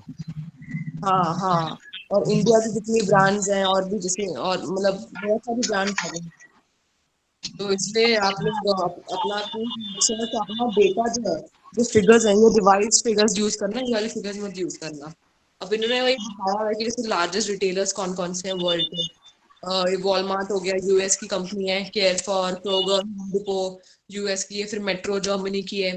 तो ये सारे जो है ऐसे रिटेलर्स हैं जो कि ऑल ओवर वर्ल्ड ये ऑपरेट कर रहे हैं, ठीक है, सबसे ज्यादा जिनका पोर्शन है। फिर जैसे यूएस में इन्होंने वही बताया हुआ है कि 22 मिलियन पीपल जो है वो यूएसए में रिटेल इंडस्ट्री उनको एम्प्लॉय करती है। तो बेसिकली ये सारे ना फैक्ट्स आपको बताए गए हैं, तो ये सब आप खुद भी पढ़ सकते हो। एक मैं आपको बताना चाहूंगी प्राइवेट ब्रांड्स। प्राइवेट ब्रांड्स क्या होते हैं, देखो ये लिखा हुआ है ना कि as retail chains expand and spread their operations they are focusing on development of private brands. तो प्राइवेट ब्रांड्स क्या होते हैं, वो रिटेलर के ही ब्रांड्स होते हैं, वो उनके लाइसेंस्ड ब्रांड्स होते हैं, यानी कि प्राइवेट ब्रांड्स या प्राइवेट लेबल्स बोल लो। जैसे वो क्या करते हैं कि कोई भी एक कि वो ना मतलब किसी भी मैन्युफैक्चरर की वो एक्सक्लूसिवली वो कुछ भी, जैसे मान लो कोई भी आपका मैन्युफैक्चरर है तो उसके जो प्रोडक्ट्स है ना वो एक्सक्लूसिवली उसी रिटेलर के पास मिलेंगे, ठीक है, कि वो जो रिटेल Like जैसे registered. What Ma'am, registered you want to say? Registered नहीं, मतलब हाँ रजिस्टर्ड तो अब होगा ही होगा, रजिस्टर्ड तो सभी में होगा। अगर आप फ्रेंचाइजी ले रहे हो, लाइसेंसिंग कर रहे हो, रजिस्ट्रेशन तो हर चीज में ही करनी पड़ेगी। लेकिन जो प्राइवेट लेबल है उसका मैं बता रही हूँ कि अगर मान लो कोई भी आपका रिटेलर वगैरह, कोई भी आपका मैन्युफैक्चरर है, ठीक है, उसका अगर आप उसका प्रोडक्ट अगर एक्सक्लूसिवली एक ही रिटेलर के पास मिलता है तो उसको हम बोलते हैं प्राइवेट ब्रांड या प्राइवेट लेबल। इंडिया में जैसे उन्होंने एग्जांपल दिया है कि मान लो मार्क्स एंड स्पेंसर के जो स्टोर्स हैं उनमें ही आपको सेंट माइकल के ब्रांड मिलेगा। अगर आप और कहीं सेंट माइकल का ब्रांड ढूंढने जाओगे तो आपको नहीं मिलेगा, सिर्फ और सिर्फ मार्क्स एंड स्पेंसर्स के ही पास आपके सेंट माइकल का ब्रांड मिलेगा। ऐसे इंडिया में जैसे वेस्ट साइड है, वेस्ट साइड की भी कुछ प्राइवेट ब्रांड्स हैं, शॉपर स्टॉप हो गया, उसकी भी जैसे शॉपर स्टॉप की कुछ प्राइवेट ब्रांड्स है, स्टॉप हो गई।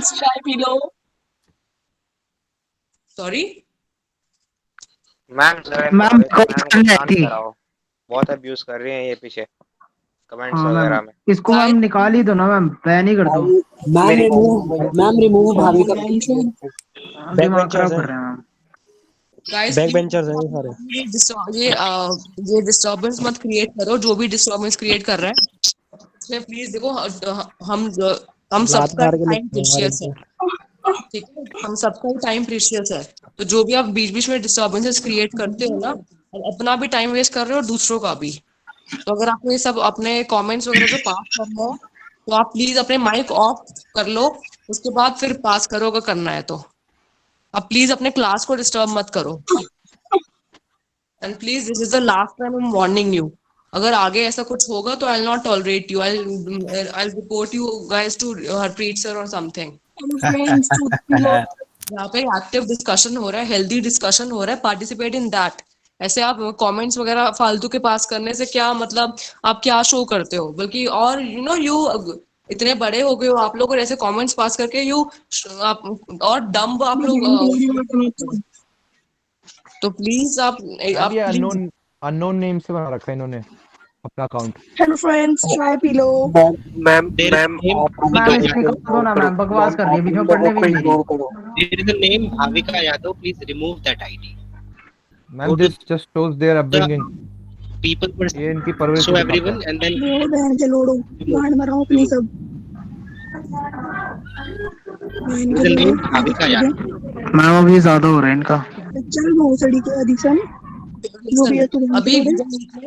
अभी ऐसा कुछ ऑप्शन नहीं है, लेकिन अब अगली बार से ऐसा कुछ होगा ना, अगर ऐसा अगली बार से कुछ ऐसा चल बहन के लोड़े की आप उनको वो कर हेलो दीजिए फ्रेंड्स, चाय पी। एग्जिट अरे कर भाभी का दीजिए। नंबर दे ये दो, मैं हूँ, बताता हूँ ये मैं, मेरी नंबर ऑनलाइन दे क्लास दो। हो रही है और हम पावी कर रहे हैं। मैम रिमूव कर दीजिए। तो तेरी मैम प्लीज तेरी निकाल पार्टी में आकर तो दो, नंबर दे जरा। मैम क्लास डिस्टरबेंस हो रहा है बहुत ज्यादा। अच्छा ओके ठीक है, अभी बंद हो गया, अभी क्लास को कंटिन्यू करते हैं। बट हाँ अगली हेलो क्लास में बेबी।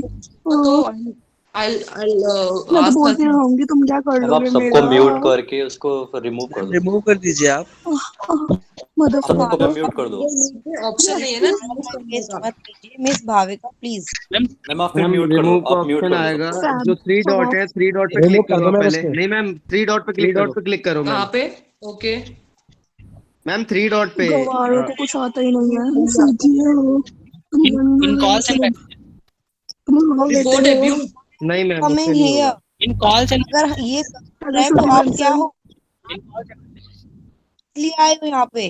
सेटिंग्स में मैम आपके माइक की साइड में 3 डॉट है, वहाँ पे क्लिक कीजिए और अबे वहाँ वो पे जाने को ऑप्शन तो मिलेगा जानी आपको गाल में म्यूट डंडा कर दे सेटिंग के देंगे, देने ऑप्शन में। निकालना फालतू मत बोलो खींचड़ी वालों। down का white दिख रहा है ना मैम।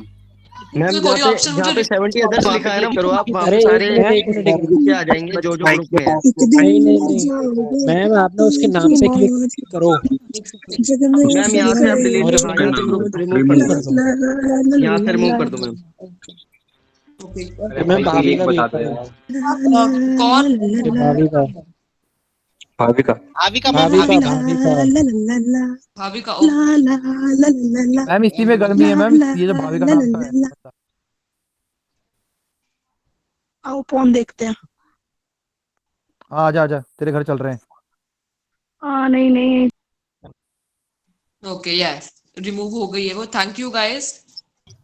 मैम अब किसी को आप एंट्री ना दीजिए प्लीज। Thank you ma'am. जितने हैं पार्टिसिपेंट उतने ही रहिए। Thank you ma'am. Permanent entry कर दो मैम।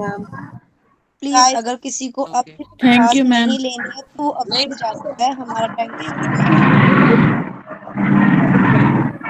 Hello ma'am. अभी हेलो मैम। हाँ जी बोलिए बच्चे। मैम मेरे को एक चीज पूछनी है। मैम डिस्टर्बेंस हो रहा है बहुत। हाँ हाँ मैम हमारी पूछो। मैम हॉलीडेज मैम कौन कौन से दिन पे होंगी Please हमारी? all of you turn of your कब होगा mics. क्लासेस का? Turn off your mics. क्या? हेलो हाँ जी मैम क्लासेस की हॉलीडेज होंगी कब मैम? मतलब डेज कौन से होंगे? हॉलीडे होगी क्लास की, मतलब इसमें नहीं होगी क्लास हमारे? बट हॉलीडेज आप लोग ऑलरेडी ऑनलाइन पढ़ रहे हो, उसमें भी हॉलीडेज चाहिए आपको? मैम वो अमन की बात हुई थी क्लियर वीकेंड का पूछ रहा है। एक्चुअली कुछ वर्क भी कर रहे हैं side by side. Ma'am basically वो ये पूछ रहा है क्लासेस वीकेंड्स पे होंगी या वर्क डेज पे होंगी या दोनों में ही चलेंगी? मैम ये हम लास्ट में भी बात कर सकते हैं। Okay guys please listen. ये हम 2-4 टॉपिक्स हमारे बच्चे हैं, फटाफट से उनको डिस्कस करके हम लोग यही चीज मैं आपसे यही चीज डिस्कस करते हैं कि हम लोग अब शेड्यूल कैसे करें क्लासेस को। ठीक है, ये मुझे आपसे डिस्कस करना है, लेकिन उससे पहले 2-3 टॉपिक्स को फटाफट yes discuss ma'am. Already running late. ठीक है ओके मैम। यस अब हमने ये इमर्जिंग प्राइवेट लेबल्स हमने पढ़ लिए। तो प्राइवेट लेबल्स बेसिकली ऐसे लाइसेंस्ड ब्रांड्स होते हैं किसके, रिटेलर्स के। कि अगर आप मतलब अगर जो आपका रिटेलर होता है मैन्युफैक्चरर के पास जाता है, बोलता है भाई तू अपने प्रोडक्ट्स को ना बस मुझे ही बेचियो और किसी को मत बेचियो, ताकि जो प्रोडक्ट्स हैं ताकि जो कंज्यूमर्स हैं वो मेरे पास ही आए, एक एक्सक्लूसिवनेस हो जाए उसके पास। ठीक है, जैसे अभी शॉपर स्टॉप में हमने पढ़ा कि उसकी प्राइवेट ब्रांड्स हैं स्टॉप या कशिश। तो स्टॉप या कशिश के आप अगर प्रोडक्ट्स को और कई जगह ढूंढोगे ना, आपको नहीं मिलेगी, आपको सिर्फ शॉपर स्टॉप पर ही मिलेगी। तो इसको हम लोग क्या बोलते हैं? मैम स्क्रीन शेयर ऑन कर दीजिए प्लीज। Okay okay yes. अबे गवार स्क्रीन शेयर होता है। ओके मैंने आई थिंक कर दिया। आपको भी जाना है। ठीक है, उसके बाद emerging trends in Indian retailing. अब इंडियन में कैसे कैसे रिटेल यहाँ पे इमर्ज हो रहा है। यहाँ पे देखो, पहले आपके टाइनी रिटेल से इंडिया में, ठीक है, यानी कि टाइनी रिटेल आउटलेट से, तो यानी कि हाईली फ्रेगमेंटेड मैम था। एक दिनेश भी है, उसको भी निकाल दो। क्या ma'am someone is sharing his screen and yes ma'am Dinesh है, दिनेश उसको निकाल दो जरा, वो कोई अडल्ट कंटेंट डाल दे रहे। दिनेश को रिमूव कर दो मैम। दिने मैम जल्दी और कर सकते हो। Dinesh Yadav. Okay ma'am he is playing something adult. ठीक है मैम अभी किसी को भी आप मैम कोई और ही है ये। ओके हो गया। मैम ग्रुप में से ये कोई जो लिंक शेयर कर रहा है बाहर वालों को? हाँ मैम यही लग रहा है कि शायद किसी के पास मीट आईडी का लिंक कोई और शेयर कर रहा है, किसी थर्ड पार्टी बंदे को। मेरी स्क्रीन आपको कोई लिंक शेयर कर रहा है। ना मैम आपकी स्क्रीन नहीं आ रही है। मेरी स्क्रीन नहीं आ रही। No ma'am. No ma'am. Okay guys, ये जो इशू हो रहे हैं ना हमारे छोटे छोटे जो डिस्टर्बिंग एलिमेंट्स हैं हमारी क्लास में, तो उनके लिए मैं और हरप्रीत सर से बात करूंगी और अगली बार से हम लोग थोड़ा और सोचेंगे कि कैसे हम लोग करें। ठीक श्योर है मैम। और आप लोग Yes, ma'am. और जो भी लिंक आपको मिलता Sure, है ma'am. तो आप लोग प्लीज इंश्योर कीजिए वो लिंक सिर्फ आप अपने पास तक ही रखिए और किसी को फॉरवर्ड मत करिए। ठीक है जी मैम। Okay yes ma'am. तो इमर्जिंग ट्रेंड्स इन इंडियन के लिए क्या हो रहा है, पहले हम मैम मेरा एक क्वेश्चन था। बच्चे बोलो। जैसे आपने मेरे को अभी अब बता रहे हो कि रिटेलर्स के पास एक ब्रांड जो होता है वो उसको अपने हिसाब से करा लेते हैं, तो मतलब ये केवल ये जो आप बता रहे हैं कि वो कोई एक ब्रांड अपने नाम पे करा सकते हैं कि हाँ, तो ये केवल बड़े रिटेलर्स पे ही अप्लाई होता है? लाइक बाटा के पास हर्ष पपीज है या ऐसा कुछ? ये छोटे रिटेलर्स के लिए इस तरह से कुछ भी नहीं है ना? बच्चे देखो, छोटे रिटेलर्स कर सकते हैं बट उनके पास पैसा नहीं होगा इतना। ठीक है, अब पैसा और उतना बड़ा मार्केट प्लेस होना चाहिए कि आप उतना सप्लाई कर सको उसके लिए। बिल्कुल, अब जैसे कोई छोटी सी किराना स्टोर है, वो अगर जाएगी, वो अगर मान लो किसी बड़ी ब्रांड के पास चली जाती है कि भाई तू उसे मुझे ही बेचियो, तो वो उसकी कोई छोटी, अब जैसे शॉपर स्टॉप है, उसकी एक ब्रांड वैल्यू है, उस रिटेलर जो है उसकी खुद की एक ब्रांड वैल्यू है। ठीक है, तो ऐसे मतलब ये जो आपके बड़े बड़े जो आपके रिटेल आउटलेट, जो बड़ी बड़ी रिटेल चेन्स होती हैं, ये प्राइवेट लेबल्स इसलिए अक्सर उन्हीं के ही पास होते हैं, क्योंकि एक तो इतना, अब देखो वो एक्सक्लूसिवनेस मांग रहे हैं आप उस प्रोडक्ट की, तो उस एक्सक्लूसिवनेस के लिए जो आपका मैन्युफैक्चरर है वो कुछ उनको अमाउंट भी चार्ज करेगा, ठीक है, और अमाउंट ज्यादा चार्ज करेगा कि भाई तेरा जो मैं जो अपना प्रोडक्ट हूँ सिर्फ तुझे दे रहा हूँ और किसी को नहीं दे रहा, तो ये एक्सक्लूसिवनेस मेंटेन करने के लिए मुझे कुछ तेरी प्रीमियम भी तो चाहिए होगा ना। तो इसलिए जो छोटे आपके रिटेल स्टोर्स होते हैं उनमें वो इतना अफोर्ड भी नहीं कर सकते, और जैसे कि आपने बोला रेप्यूटेशन या उनके पास उतनी स्पेस भी नहीं होती है, ठीक है। लाइक विशाल मेगामार्ट के पास ब्लैक टाई है, टाटा का हर्ष पिज्जा, शॉपर स्टॉप का आपने बताया अभी, तो केवल वो इतने बड़े ब्रांड्स के पास ही जाते हैं ताकि वो एक अच्छा मार्केट प्लेस दे उनको। हाँ, कि एक जो रिटेलर है उसकी भी तो ब्रांड वैल्यू होनी चाहिए ना। शॉपर स्टॉप को लोग जानते हैं तभी तो जाते हैं उसके पास। ठीक है, ऐसी वेस्ट साइड का भी हो गया, उसकी भी कुछ प्राइवेट ब्रांड्स हैं। अब आप ये आपका होमवर्क है, वेस्ट साइड की क्या प्राइवेट ब्रांड्स कौन कौन सी हैं वो आप ढूंढ के लाना अगली क्लास में, ठीक है। Ma'am can you please repeat the ma'am repeat करना क्वेश्चन। मैं बोल रही हूँ रिपीट कर दो। जो वेस्ट साइड है इंडिया में, जो वेस्ट साइड है उसके क्या प्राइवेट ब्रांड्स हैं वो आप ढूंढ के लाना। मैम एक आपकी आवाज क्लियर नहीं आ में रही। क्वेश्चन शेयर कर दो please, that would be better. Ma'am आपकी वॉइस क्लियर नहीं आ रही है। वॉइस क्लियर नहीं है मैम, आप ना प्लीज ग्रुप में शेयर कर दो। हाँ मैम, ग्रुप में शेयर कर दो आप question, that would be better. Group में शेयर कर दूं? एम आई नॉट ऑडिबल अभी अच्छे से? ये मैम होमवर्क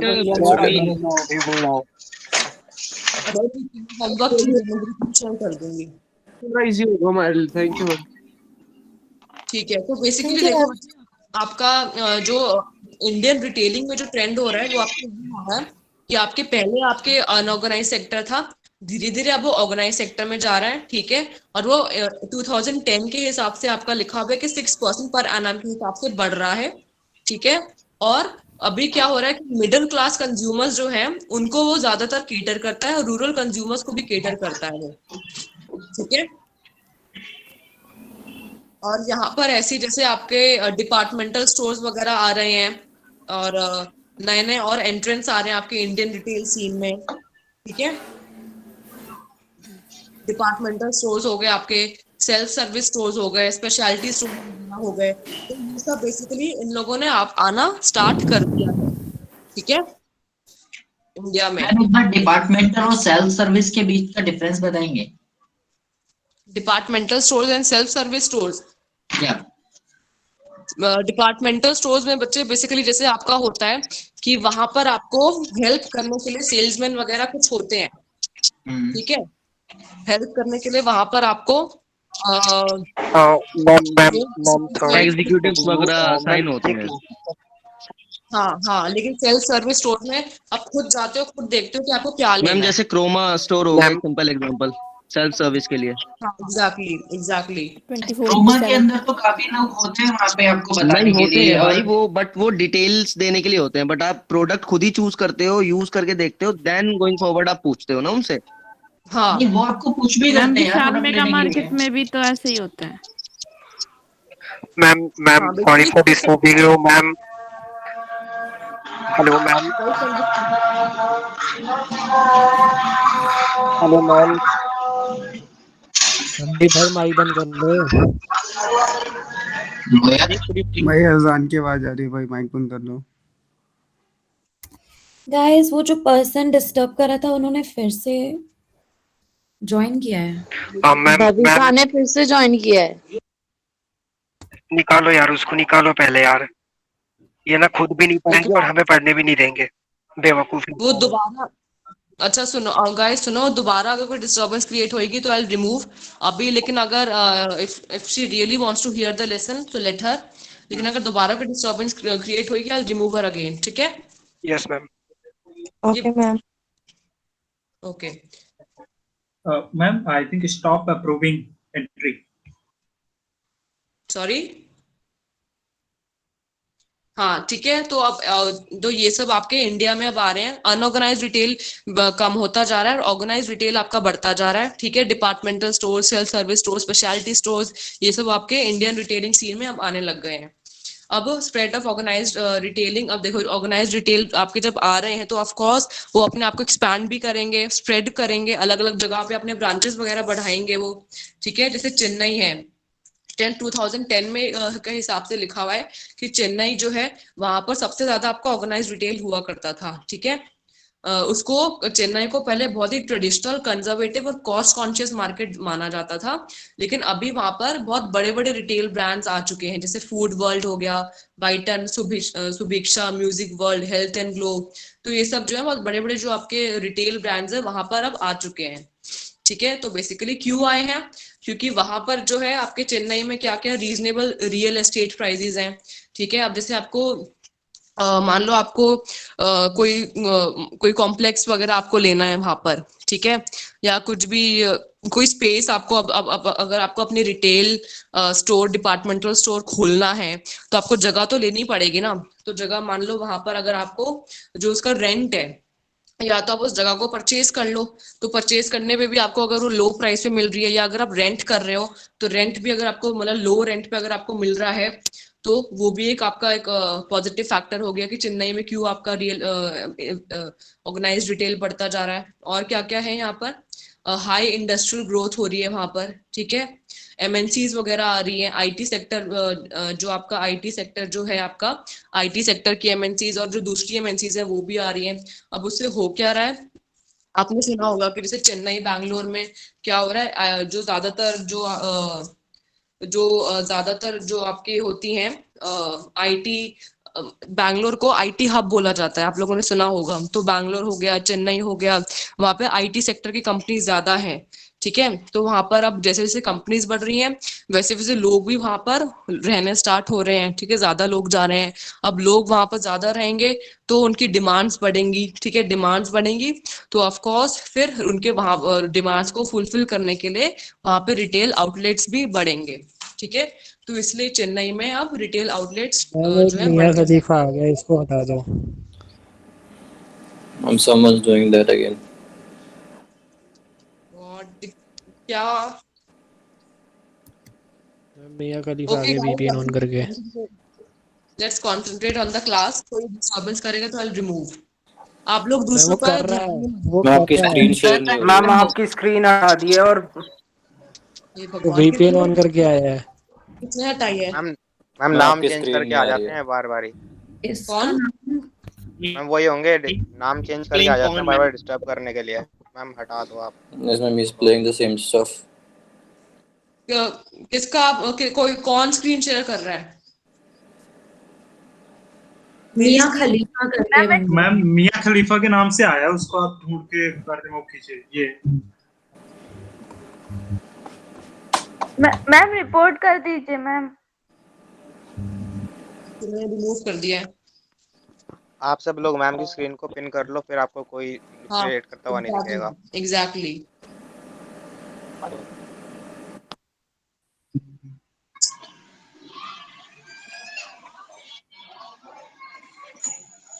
ऑर्गेनाइज रिटेल वगैरह यहाँ पे चेन्नई में, इसीलिए। अब factors influencing the growth of retail, ये बहुत ही मैम इसमें भी एक रिक्वेस्ट है मैम, अब किसी को आप अप्रूव ना कीजिए, उसकी एंट्री को डिनाई कर दीजिए प्लीज आगे से। अच्छा, ओके, यस, हाँ, ये अच्छा ऑप्शन है, ये मैं कर सकती हूँ, ठीक है, ये अच्छा ऑप्शन है।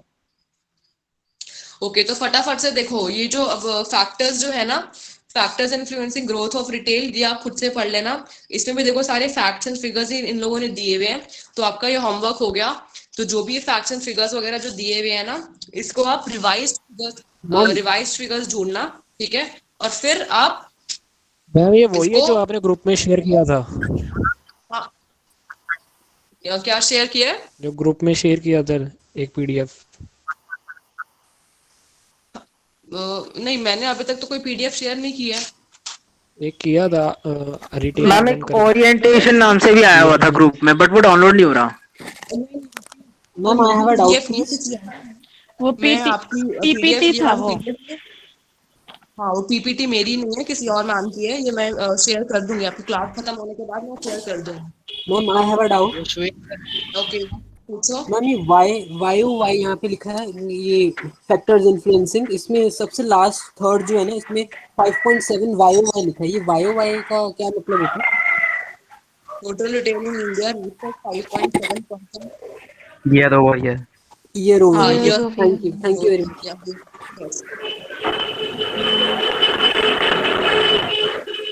इसका माइक ऑन है, चिराग प्लीज माइक ऑफ कर कर दीजिए। दीजिए। चिराग 5% यानी कि एनुअल ग्रोथ इन्होंने बताया है, ठीक है। तो ये सब आप लोग बहुत इजी है, आप खुद भी पढ़ सकते हैं। और फिर some facts happening in retailing, ये भी जैसे इन्होंने बस ऐसी फैक्ट्स वगैरह बेसिकली एग्जांपल्स दिए हुए हैं कि जैसे पिज्जा सेंटर था एक सब्सिडियरी, ठीक है, उसने इंडिया में 50 शॉपिंग मॉल्स उसने खोल लिए। फिर ऐसी इन ऑर्बिट बेसिकली ये सारे ना फैक्ट्स वगैरह दिए हुए हैं कि कैसे कैसे आपका रिटेल सेक्टर बढ़ता गया है। ग्रुप में जैसे वाडिया ग्रुप है, उसने 50-50 जॉइंट वेंचर में सिमोन ग्लोबल के साथ खोला है, ठीक है। फिर ऐसी मतलब अलग अलग आपके फैक्ट्स वगैरह दिए हुए हैं, तो आप भी पढ़ सकते हैं। और भी आप नेट पे ढूंढोगे तो और भी अच्छे अच्छे आपको एग्जाम्पल्स मिल जाएंगे, ठीक है। फिर मैम आप मेंशन कर रहे थे that this book is published in 2010, मतलब लेटेस्ट फैक्ट्स 2010 के हिसाब से। सो ये फैक्ट्स भी उसी के हिसाब से होंगे? उसी के क्या? जैसे ये प्लाजा सेंटर्स, जैसे जियो का कॉर्पोरेट बिजनेस है तो वो रिटेल में आया रिलायंस फ्रेश करके, तो हम उसका भी एग्जांपल दे सकते हैं। बिल्कुल रिलायंस फ्रेश, हाँ हो सकता है। तो देखो अब ये जो कॉर्पोरेट में था उसने हाँ, उसका कितना जैसे ये प्रॉफिट हो चीज रहा है, उसका भी मेंशन है ना, सुपरमार्केट प्लाजा है। सेंटर्स ने इन्वेस्टमेंट की थी और 5 to 7 years बाद उनके मॉल्स होंगे। सो आई बिलीव अभी प्रेजेंट डे में उनके मॉल्स होंगे। हाँ बिल्कुल। तो इसलिए बल्कि ये मैं तभी बोल रही हूँ कि थोड़ा सा आपका जो इग्नू की भी गलती है ये कि इतनी मतलब 10 साल पहले का इन लोगों ने पूरा छाप रखा है और उसके बाद इन लोगों ने रिवाइज ही नहीं किया है। तो इसलिए बट कोई बात नहीं, आपको अपडेटेड रहना है, ठीक है। उनकी तरफ से गलती हुई है वो आपको अपने तक नहीं आने देनी, आपको अपने तरफ से अपडेटेड रहना है। तो इसलिए जो फैक्ट्स एंड फिगर्स वगैरह जो भी हैं, ठीक है, ज्यादा भी ऐसे नहीं ढूंढने की जरूरत की हाँ बिल्कुल कि इतना परसेंट हुआ इस साल में, इतना परसेंट हुआ।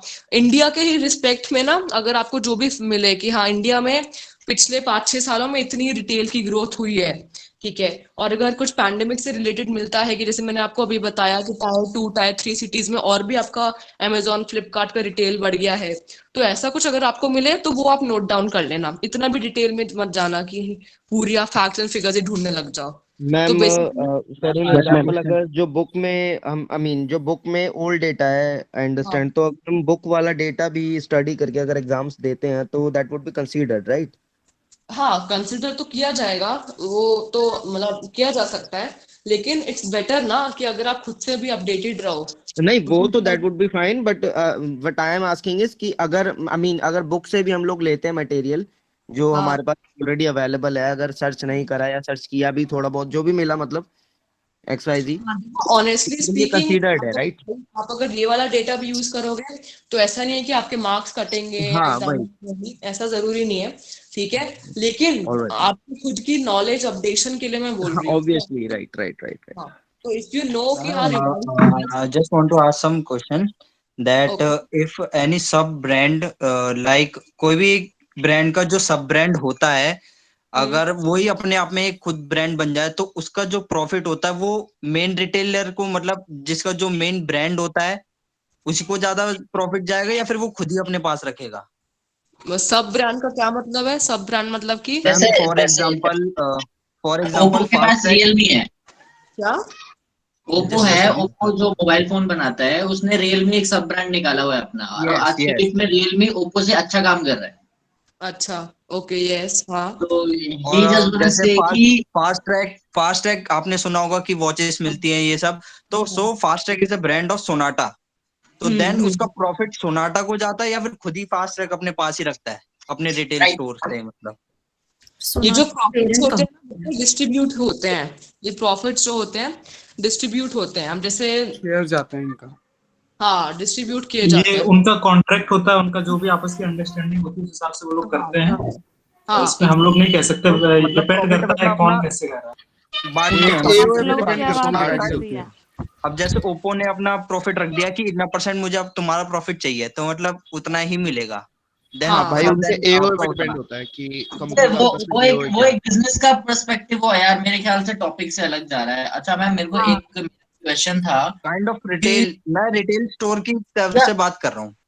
नहीं नहीं आप नहीं ठीक है, जो भी आपसे आपको क्वेश्चंस आते हैं पूछा करो टॉपिक से, चाहे अगर अलग लगे फिर भी कोई बात नहीं, पूछा करो।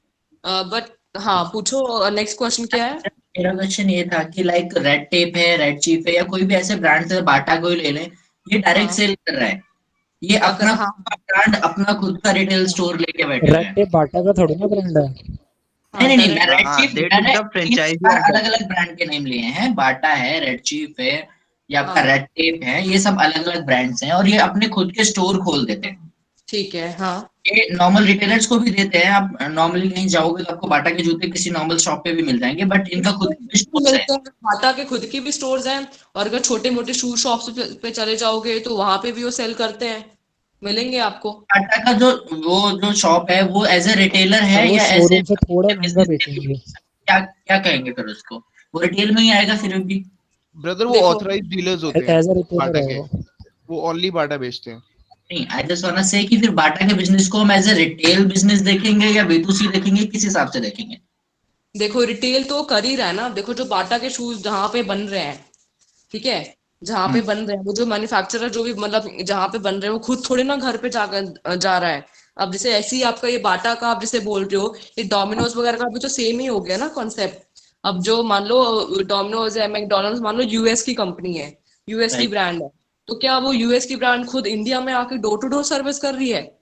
नहीं नहीं, ना। हाँ, रिटेलर जहां जहां पे भी आपको मिडल मैन आपका इन्वॉल्व हो गया, ठीक है, तो वहां पे मतलब वो रिटेल हो रहा है।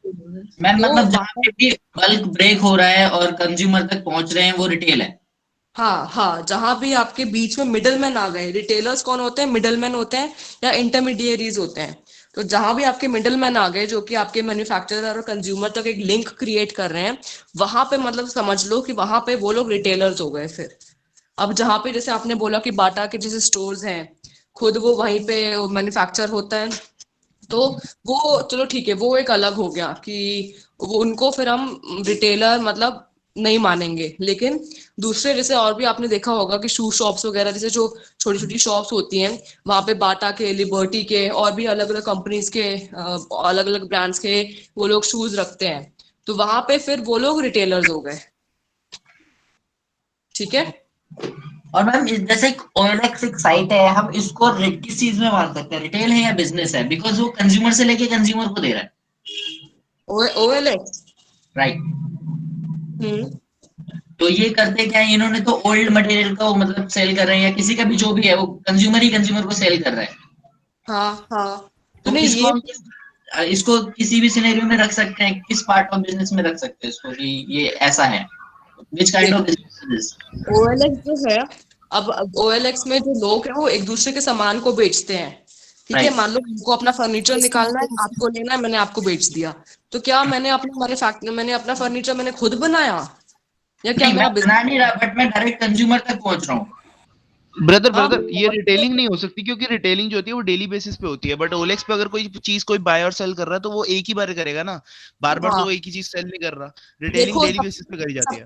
भाई बस OLX मैं जानना चाह रहा हूँ कि वो किस C2C हो जाता है, नहीं नहीं नहीं, वो जस्ट एक सबसे मीडियम है, बिजनेस भी है या बस ये एक C2C होता है भाई।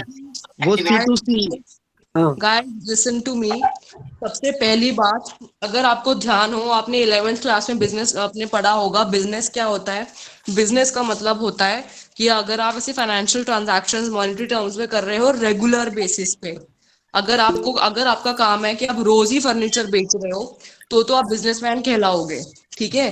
लेकिन OLX पे क्या होता है? OLX पे यूजुअली हाउस होल्ड कंज्यूमर्स होते हैं, ठीक है। जैसे हम जैसे लोग, मान लो हमें अपने घर की कोई सामान निकालना है और आपको उसकी रिक्वायरमेंट है, तो मैंने आपसे बात कर ली, आपने खरीद लिया, मैंने बेच दिया, तो ये एक बिजनेस ट्रांजैक्शन तो वैसे भी नहीं कहलाएगी। समझ में आया?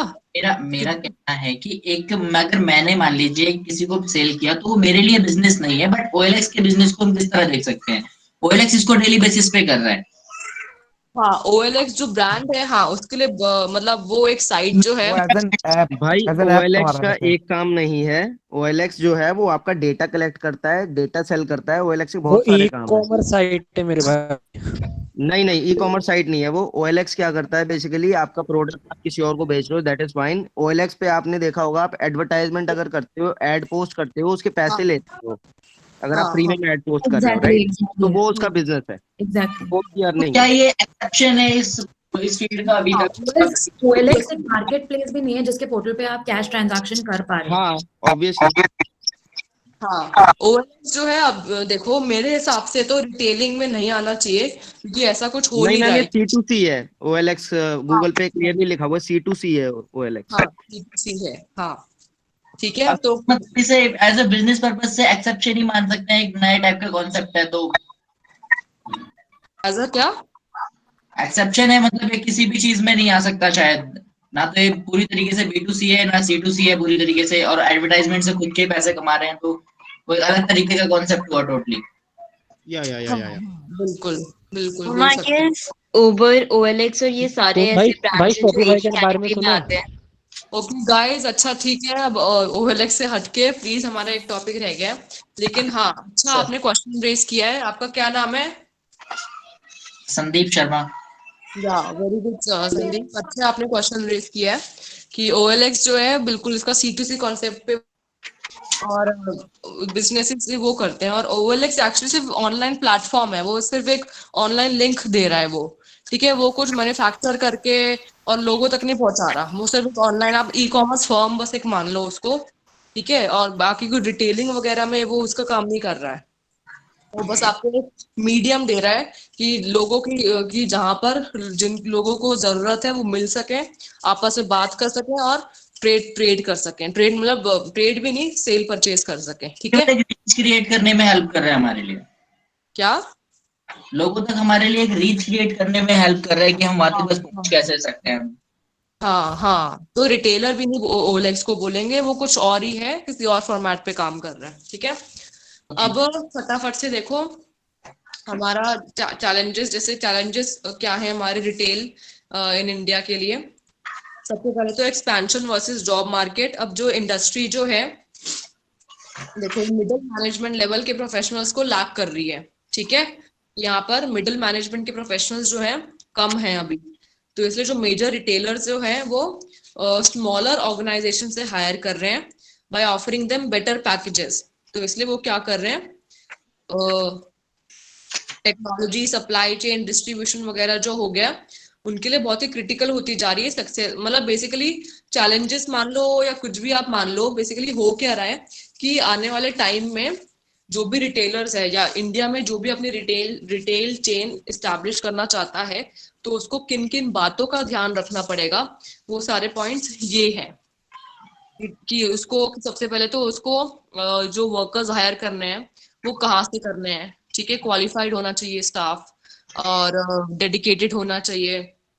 मिडिल मैनेजमेंट का जैसे इन्होंने बताया है कि मिडिल मैनेजमेंट लेवल के जो प्रोफेशनल्स हैं वो अभी इतने नहीं है इंडिया में, ठीक है, तो इसलिए क्या करती है बड़ी बड़ी कॉर्पोरेशन, जो भी लोग छोटी छोटी जगह एम्प्लॉयड होते हैं उनको ले लेती है बेटर पैकेजेस में, ठीक है, वो सक्सेसफुल हो सके। मैम मैम मैम मैम तो ये क्लासेस की टाइमिंग क्या 5 से 7 की है ना मैम? हाँ जी हाँ जी। मैम एक्चुअली मैं पॉलिसी बाजार में जॉब करता हूँ, तो फिर मतलब 1 घंटे भी यदि मैं ले लूँ तो हो जाएगा ना? ऐसा कोई इशू तो नहीं होगी? ओके बच्चे देखो, मतलब कोशिश करो कि एटलीस्ट 1.5 घंटे थोड़ा तो ले ही लो क्लास। आज तो मैंने सारा दिन ले ही लिया, मैं तो ऑफिस में ही था बट मैंने ले लिया। ठीक है, ओके, आप अगर ठीक है मतलब 1 घंटा अगर ले सकते हो तो लो, लेकिन फिर मेक श्योर कि जो भी स्टडी मटेरियल होगा उसको फिर अच्छे से पढ़ना है, ठीक है। हाँ मैम बिल्कुल, वो तो मैं पढ़ाई कर ही रहा हूँ मैम। मैम इसका यदि वीडियोस वगैरह आप जैसे वीडियोस भी मतलब रिकॉर्ड करते हो क्या इसको जो आप करा रहे हो? वीडियो आज वाली तो रिकॉर्ड नहीं की है। ये गूगल मीट पे रिकॉर्ड कैसे होता है मुझे आप लोगों को पता है? हाँ मैम, इसमें रिकॉर्डिंग का ऑप्शन आता है ना? स्क्रीन रिकॉर्डिंग आपको डाउनलोड करनी पड़ेगी। मैम हम जूम पे नहीं कर सकते। स्क्रीन रिकॉर्डर भी कर सकते हैं मैम। रिकॉर्ड नहीं कर भाई सकते। कोई एक बोल लो यार। एक बोल लो यार। रिकॉर्डिंग कर लो, बेटर रहेगा। मैम हम जूम पे नहीं कर सकते क्या? मैम आपने फिर से भाविका यादव को भी एंट्री अब प्रोवाइड की है। भाविका यादव को मैंने डिनाई किया है। डिनाई किया, ओके ओके। मैम हम जूम पे मीटिंग नहीं रख सकते क्या? बच्चे एक्चुअली जूम पे ना मेरे भाई थोड़ी जूम बैन हो चुका है। जो इग्नू है वो बोलता है, इग्नू बोलता है कि गूगल मीट पर ही करनी है। Okay okay, no issue ma'am, कोई बात नहीं, मैं इसको रिकॉर्ड पे डाल दूंगा लैपी पे अपने। We can also share the screen on the Microsoft Teams. Ma'am but इसका जो है 100 से ज्यादा नहीं हो सकते पार्टिसिपेंट, क्योंकि स्टूडेंट्स बहुत सारे हैं मैम, गूगल कई सारे अटेंड ही नहीं कर पाते। हाँ, गूगल मीट पे 100 से ज्यादा नहीं हो सकते हैं, तो इसलिए first come first serve basis पर ही आपको एंट्री मिलेगी। मैम 175 के आसपास स्टूडेंट्स हैं मैम, 75 का क्या होगा? वो तो कर ही नहीं पा रहे ना मैम, पढ़ नहीं पा रहे। भाई बच्चे देखो ये थोड़ा इशू हो जाएगा कि मतलब तभी देख ले यार। माइक्रोसॉफ्ट आप पे हो सकता है ऐसे। आप दूसरों का मत सोचो, पहले आप आ जाओ और दूसरों को सोच तो देख तो लिया ना क्या कह रहे थे, वो क्या क्या चला रहे वो अपना स्क्रीन शेयर करके। तो भाई वो पता थोड़ी है कि हमारे ग्रुप के हैं या फिर किसी और को सेंड कर रखा है लिंक। इसी ग्रुप में से किसी ने सेंड किया था उनको लिंक, तभी आए हो। आप अपने डिस्कशन करो, हमारा छोटे मेरे भाई वैसे ही बहुत सारे बच्चे लेफ्ट हो जाते हैं, तो कोई ना कोई ज्वाइन होता रहेगा। हाँ एग्जैक्टली। अच्छा आप फटाफट से देखो सप्लाई चेन मैनेजमेंट। एक और प्रेजेंटेशन मैम एक इसको एंजल प्रिया को भी निकालो मैम। क्यों, अब क्या हुआ? मैम आप स्क्रीन में देख लो मैम, रैप सॉन्ग चला रहा हूँ। मैम स्क्रीन चेंज हो गया फिर से, क्या हो रहा है? रुको कौन मैम अब आप किसी को ज्वाइन करो ही मत मैम, अब ज्यादा टाइम नहीं बचा। ठीक है ये मेरी स्क्रीन शेयर हो रही है? नहीं। No ma'am, no ma'am no. सब लोग मैम की स्क्रीन को पिन कर लो, सब लोग मैम की स्क्रीन को पिन कर लो, उनके सिवा किसी की स्क्रीन नहीं आएगी। यही रखते हैं, बट वो फिर बाद में स्क्रीन शेयरिंग बंद हो जाती है अचानक, पता नहीं क्यों। Put your mics, please mute your mics. Ma'am morning में कितने बजे क्लास होगी हमारी? ठीक है, फिर हमारा नेक्स्ट है सप्लाई चेन मैनेजमेंट। अब यहाँ पर सब कुछ की लॉजिस्टिकल चैलेंजेस वगैरह जो भी हैं, बेसिकली आपके जो डिस्ट्रीब्यूशन से रिलेटेड चैलेंजेस हैं वो सारे आपके आ जाते हैं कि कैसे आप अपने मतलब इन्वेंट्री जो भी है उसको कैसे आप स्टॉक करोगे, ठीक है, फिर आप कैसे उसको डिस्ट्रीब्यूट करोगे, कैसे वेयर हाउस वगैरह में रखोगे। तो ये सारे आपके सप्लाई चेन मैनेजमेंट में आपके चैलेंजेस आ जाते हैं। और फिर क्या होता है, आपके कुछ फ्रॉड्स भी हो सकते हैं रिटेल में, जैसे बड़ी बड़ी ऑर्गेनाइजेशंस हैं वहां पर आपको कुछ फ्रॉड हो गया, कुछ आपकी जैसे आपने अपनी इंफॉर्मेशन फाइनेंशियल इंफॉर्मेशन को मिसयूज कर लिया या कुछ कर लिया, तो उस एक फ्रॉड वाले पॉइंट का भी आपको ध्यान रखना है। और फिर इंफ्रास्ट्रक्चर मैम फ्रॉड में चोरी भी आ सकती है। हाँ बिल्कुल, चोरी वगैरह यही तो आती है फ्रॉड में, यही सब चीजें करती है। हाँ यस मैम करप्शन वगैरह। मैं ऑनलाइन फ्रॉड सोच रहा था। फिर आपका आ गया इंफ्रास्ट्रक्चर। अब इंफ्रास्ट्रक्चर या फिर फैसिलिटीज वगैरह अगर आपकी क्वेश्चन है फ्रॉड डिटेल्स के लिए, ये वेंडर फ्रॉड्स क्या है? क्या फ्रॉड इन डिटेल्स का जो टॉपिक है, इसमें एक वर्ड यूज किया है वेंडर फ्रॉड्स। ये वेंडर फ्रॉड्स क्या है? थेफ्ट, शॉपलिफ्टिंग, इनएक्यूरेसी, सुपरविजन कुछ में आता है। ये वेंडर फ्रॉड्स मतलब कि जो आपका जो सेलर है, ठीक है, जो सेलर है, जो मैन्युफैक्चरर वगैरह जो है, वही अगर आपको फ्रॉड कर दे, वही फ्रॉड कर दे।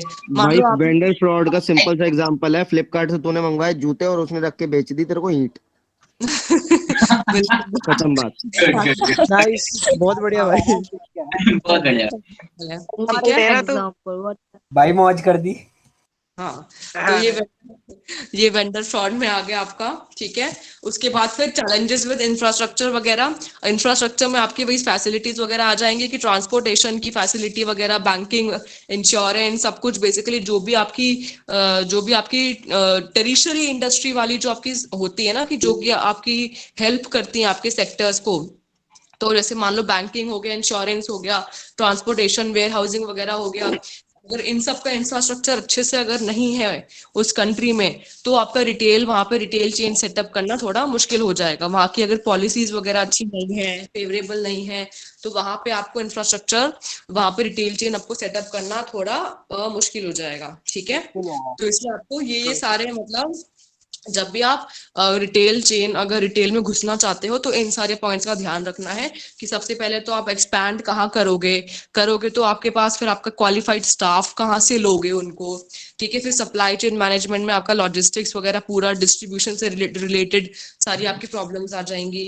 फिर आपका फ्रॉड वगैरह उनका भी ध्यान रखना है कि कहीं फ्रॉड ना हो जाए, तो इसलिए ट्रस्टवर्दी लोगों को अपने साथ रखो।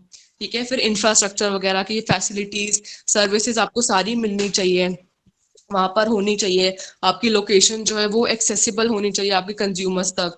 तो ये सारे कुछ कुछ पॉइंट्स आपका ध्यान रखना है अगर आपको रिटेल में घुसना है तो। फिर जो हमारा लास्ट टॉपिक है मैम मुझे ना एक बुक नहीं मिली। क्या? एक बुक नहीं मिली मुझे, वो 04 का। क्या 04? पता नहीं यार 04 की बात कर रहा है मैम ये। वो बुक मिली नहीं मुझे मैम। यार उसे ऑनलाइन ढूंढ ले यार फिलहाल के लिए। बच्चे मैं इसकी पीडीएफ भेज दूंगी आपको।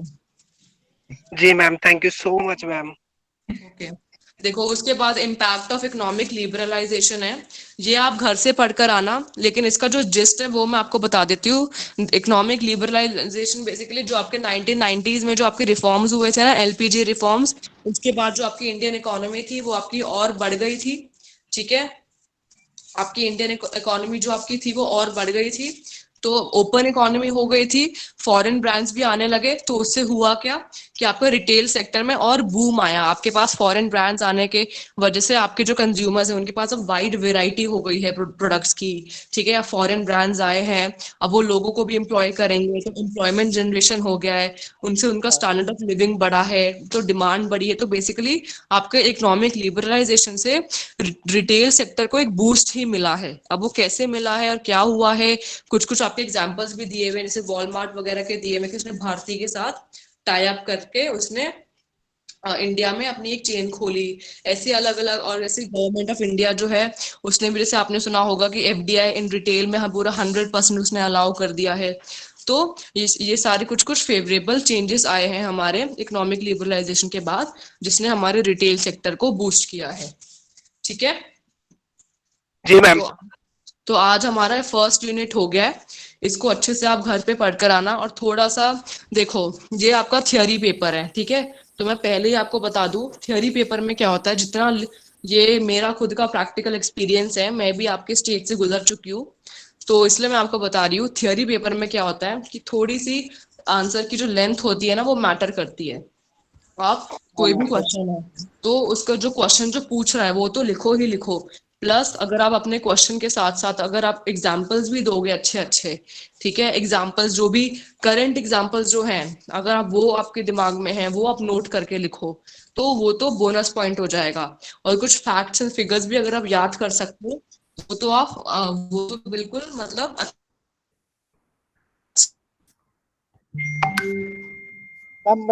जो आंसर है वो उसको लंबा चौड़ा करना है।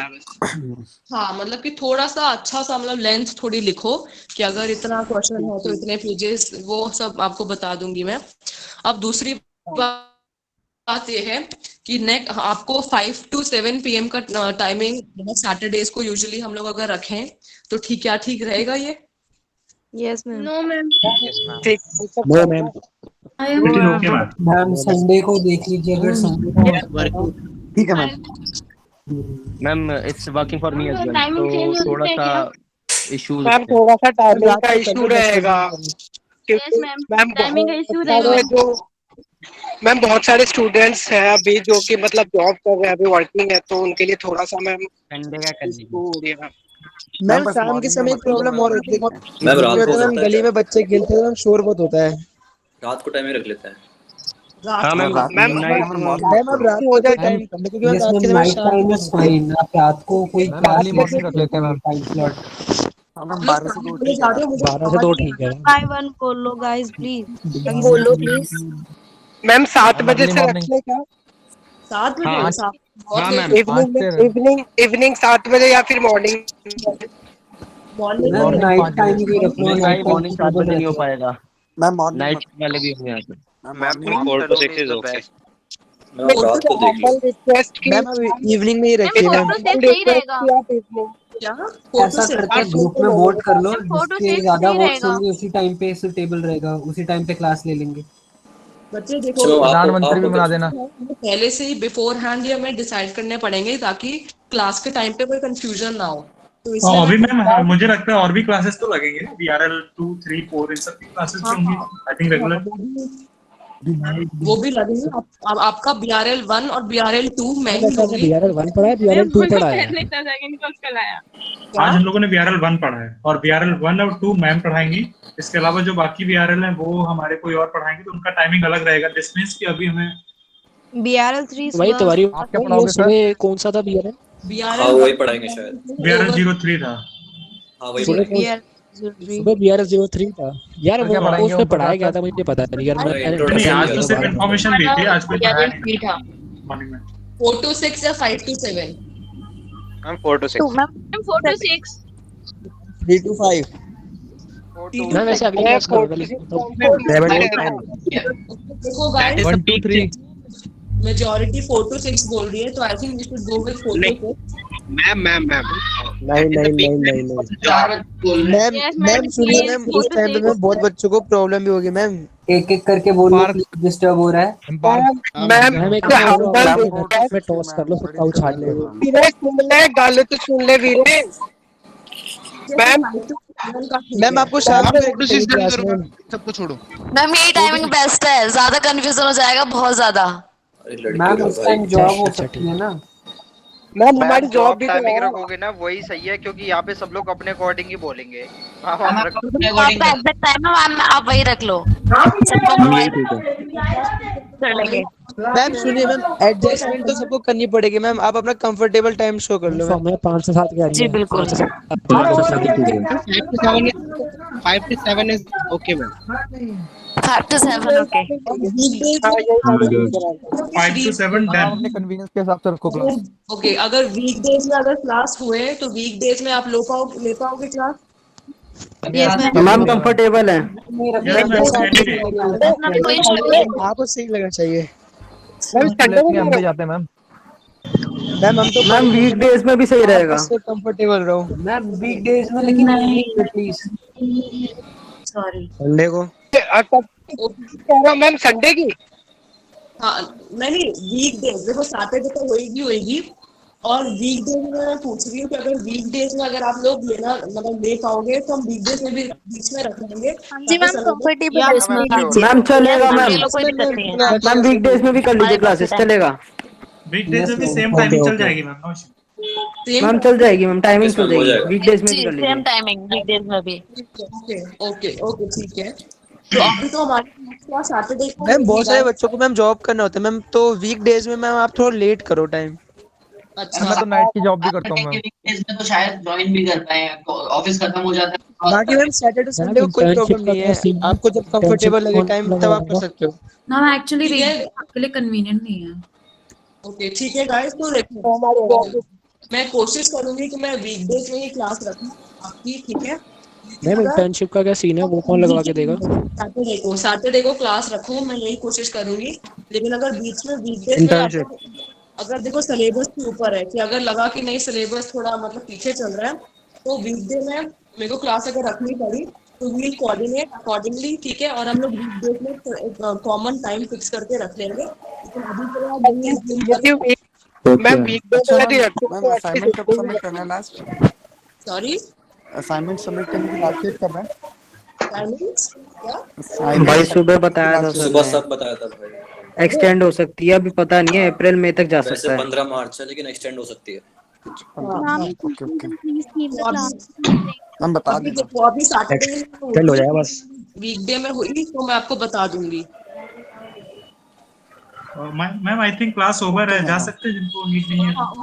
ओके निकलो ब्रो निकलो। अभी फिर नेक्स्ट सैटरडे हम सेकंड वीक के साथ, और प्लीज 5 to 7 है ना ma'am?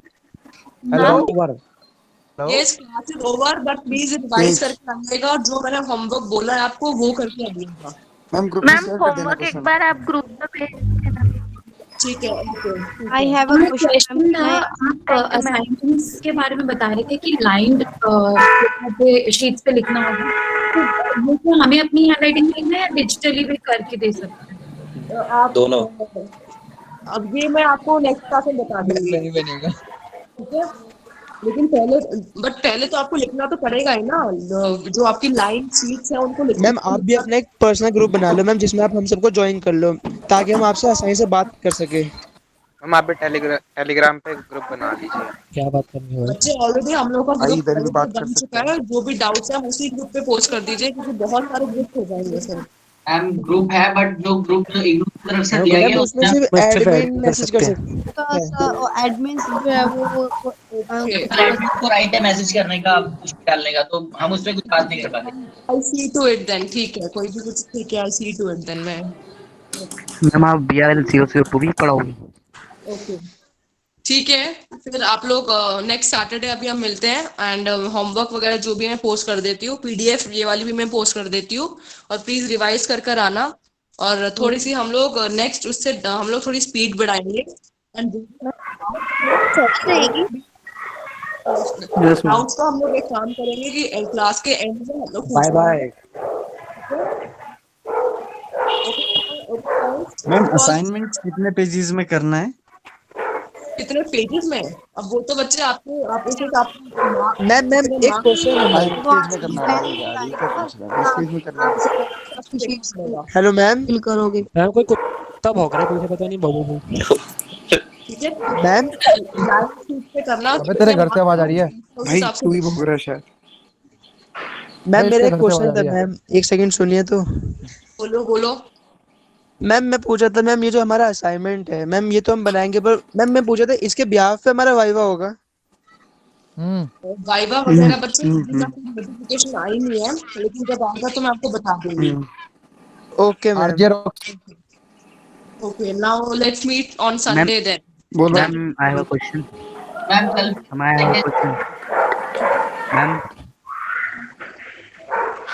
Thank you ma'am. Hello ma'am, लगता है मैम कल भी क्लास होगी?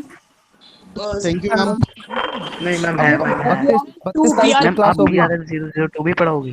BRL 2 होगा नेक्स्ट सैटरडे। ओके 30 तारीख को होगी क्लास। ओके गाइस, कल होगी class. Ma'am just had one question. Next class कब होगी? किसको? Next Saturday 5 to 7। Ma'am but Sunday को क्लासेस नहीं होगी?